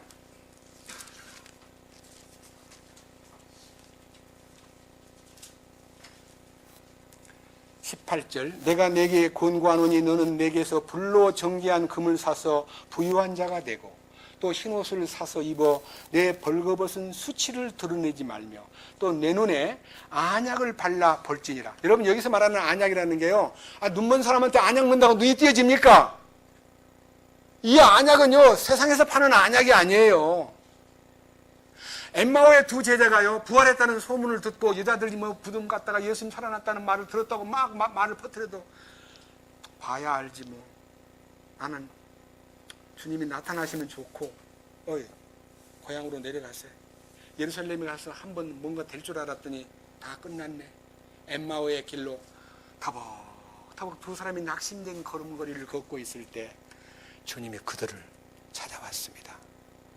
막 말하는 얘기를 들어보니까 막 예수님에 대한 얘기를 많이 하길래 그들을 무슨 얘기를 하고 있어? 그랬더니 당신은 근자에 생긴 예루살렘의 일을 잘 모르고 있는 분 같은데 우리가 얘기 좀 해드리죠 하고 예수님이 어떤 분이며 얼마나 기대에 찬 분이고 얼마나 멋진 분이고 기적을 행하신 분이고 그런 분이 십자가에 못 박혔고 새벽에 어떤 여자들이 무덤에 갔다가 살아났다는 말을 들었긴 들었는데 우리는 확인을 못했고 하고 한참 얘기하니까 예수님이 이 미련하고 말씀을 더디 믿는 자들이요 그분이 마땅히 그렇게 되어야 하는 거야 하고 자세히 자기에 관한 얘기를 들려주심으로써 그들이 그 얘기에 막 붙잡혀 있다가 어느덧 동네에 도달했습니다. 해가 저물었습니다. 더 가시려고 폼을 잡는 걸 보고 선생님 누이신지 몰라도 이 밤중에 어디로 가시는 길입니까? 저희 집으로 갑시다. 하룻밤 묵고 좀 접대하고 싶습니다 하고 집으로 모셔가지고 식탁을 마련해서 빵을 주님이 집으신 다음에 그 빵을 쪼개가지고 그들에게 이렇게 딱 주었습니다.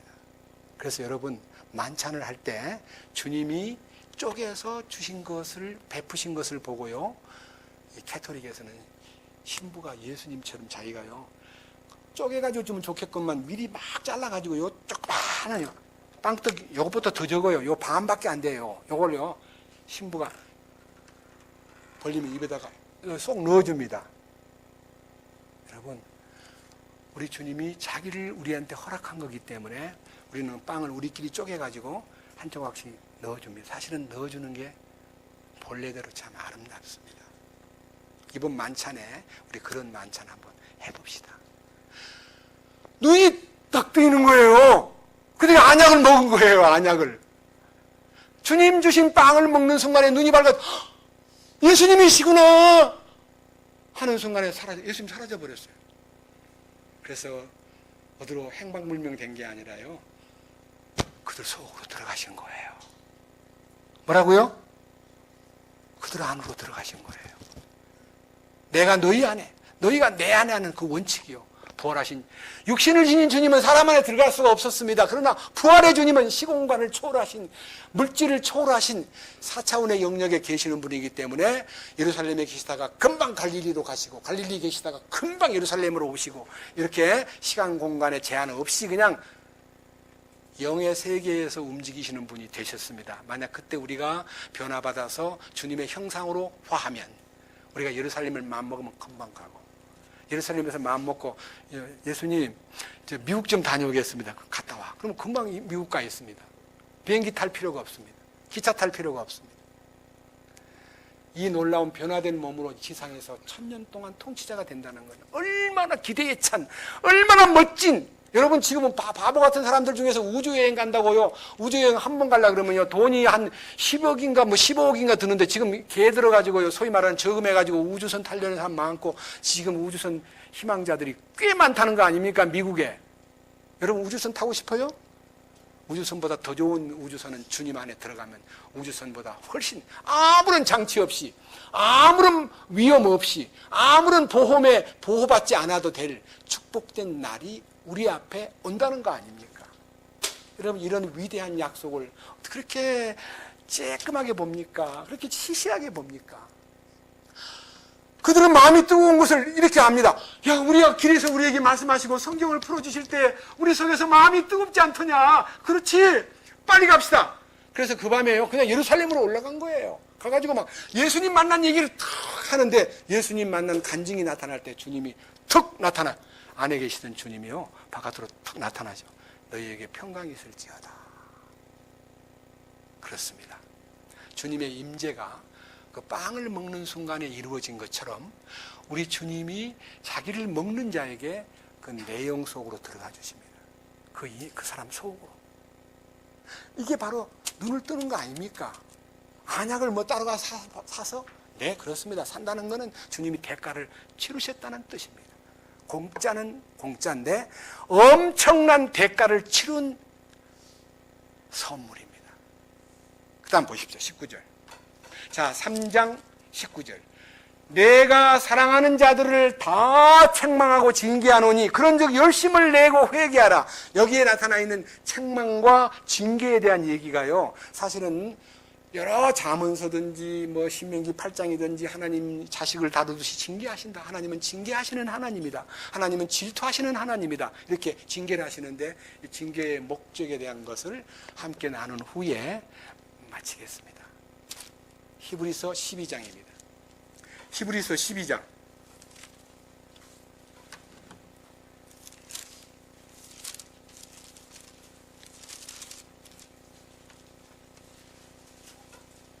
(9절부터입니다) 또한 우리에게 있던 우리의 육체의 아버지들이 우리를 바로잡아도 우리가 그들을 공경하였거늘 하물며 영들의 아버지께서 우리가 더욱 복종하고 이로써 살아야 하지 아니하겠느냐.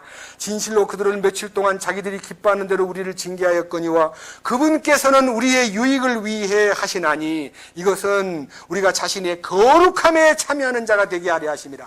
하나님이 우리를 징계하시는 목적은 하나님의 거룩함으로 이끌기 위한 목적 때문에 매를 대고 때로는요 아프게 하기도 하고 때로는 실패케 하기도 하고 때로는 외롭게 만들기도 하고 때로는 부도가 나게 만들기도 하고 때로는 사랑하는 자를 잃게 만들기도 하고 여러 가지 징계가 있지만 그 징계를 통해서 하나님의 거룩 안으로 들어갈 수 있는 겁니다.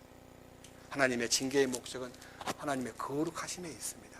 저는 제가 너무나 많은 세월 동안에 고통받고 있을 때 아무도 찾아오지 않는 것을 저는 마음으로 참 내가 인생을 헛살았구나 하고 이제 고개 숙이고 있을 때 저희 집사람 하는 말이 여보 당신 그렇게 열심히 살았는데 어찌 사람 하나 찾아오지 않습니다. 어찌 된 거요? 그때는 몰랐습니다. 그럼 참 의리도 없는 사람들이야. 그래 내가 지들한테 꽤 한다고 했는데 막 이름이 기억이 떠올라요. 내가 지한테 어떻게 했는데 그 제 의잖아요. 이야 문 안 오는 사람도 없고 돌보는 사람도 없고 찾아오지도 않고 하기 때문에요 너무 외로워가지고 아무도 안 보이니까 누굴 봐야 돼요? 위를 봐야죠. 주님 아무도 없어요. 그렇게 만드신 거예요. 주님이 자기 거룩함에 저를 데리고 가려고. 사람들이 와서 위로해주고 힘내세요 형님, 형제님 돈 좀 받으세요. 제가 밀어줄게요. 제가 있잖아요. 형님 열심히 하세요. 그러면 제가 그 사람하고 얘기하다가 주님 놓쳐버릴까 봐 아무도 안 나타나는 거예요. 얼마나 놀라운 긍휼입니까? 저는 그때는 매우 실패자라고 사람들에 대해서 참 의리 없는 인간들하고 욕을 했는데 저는 주님 앞에 홀로 있을 때 제 문제가 풀렸습니다. 자 밑에 보십시오. 11절 이제 어떤 징계에도 그 당시에는 기쁘게 보이지 아니하고 슬프게 보이나 그럼에도 불구하고 나중에는 그것으로 말미암아 단련을 받은 자들에게 그것이 의의 화평의 열매를 맺느니라. 의의 열매, 평화의 열매. 주님 주시는 마지막 그 의의가 성도들의 세마포라 그랬는데 그 주님 세마포 입혀주려고 주님의 거룩함에 참여케 하려고 주님이 예비해 놓은 지성소로 데리고 가려고 사람들을 확 끊어버린 주님의 긍휼을 찬양합니다. 주님께 감사드립니다. 한 절 더 보고 마치겠습니다. 요한계시록 3장 마지막 21절 이기는 자에게는 나 역시 이긴 뒤에 내 아버지와 함께 그분의 왕좌에 앉게 된 것 같이 나와 함께 내 왕좌에 앉는 것을 내가 허락하리라. 여러분 여러 번 얘기합니다. 주님의 허락을 받아야 왕권에 들어갑니다. 주님의 허락을 받아야 완전함에 나갑니다. 주님의 허락을 받아야 왕국의 신비를 깨닫는 주님이 허락해 주어야 마음이 열리고 눈이 열리게 되어 있습니다. 여기서 왜 나는 안 되지? 그가요 아직도 준비가 안 돼 있고 주님 앞에 합당치 않은 자세를 갖고 있기 때문에 그 자신이 얼마나 비참하고 가련하며 얼마나 가난하며 얼마나 눈이 멀어 있고 얼마나 눈물고 있는가를 알지 못하기 때문에 벌거벗은 자아를 모르기 때문에 주님 앞에 오만을 떠는 거예요. 그 오만한 마음을 내려놓아야 됩니다. 주여 나는 아닙니다. 저는 어젯밤에 어떤 형제님이 I am not을 알았습니다. 여러분 I am not이 그냥 머리로 아는 거 가지고 안 되고요. 십자가 앞에서 주여 나는 아닙니다. 나는 아닙니다. 이 놀라운 축복이요 우리 모두에게 공급되고 여러분 자신들이 자기를 지금 비춰보세요. 요한계시록 3장 14절 이하를요 조용히 한번 또 읽어보십시오. 누군가 이건 나구나. 그렇게 알면 복을 받습니다. 기도드리겠습니다. 주님 감사합니다. 오늘도 이 라오디게아 교회를 통해서 이 인간들이 얼마나 하나님 앞에 불순하고 어리석고 무지하고 비참하고 가련하며 눈멀고 벌거벗은 것을 알지 못한 채 오만을 떨고 부자라고 자부하고 대형 교회를 놓고 사람들 많이 모인 구름대처럼 모인 수십망의 사람들을 놓고 주님 마치 부흥된 것처럼 떠드는 사람들이 이 시대에 얼마나 많습니까? 주님, 초라한 엠마오의 두 제자를 따라다니면서 부활의 실제를 열어주신 주님, 오늘 이 시간도 주님의 크신 긍휼로 이 자리에 함께 와서 말씀을 나누는 생명들에게 당신을 나타내시옵소서. 거룩하신 뜻을 계시하시옵소서. 오 주여, 영광된 하나님의 본성인 금과 의에 오신 주님 자신이 남긴 성도들의 옳은 행위가 우리에게 입혀지고 마지막으로 주님의 빵을 먹고 주님 자신을 먹음으로써 눈이 열려 영광된 부활의 현장으로 달려가는 글로버와 또 다른 형제와 같이 우리가 주님 안에 부활 능력을 안고 살아가도록 이끄시옵소서. 우리 주 예수 그리스도의 이름으로 기도드렸습니다.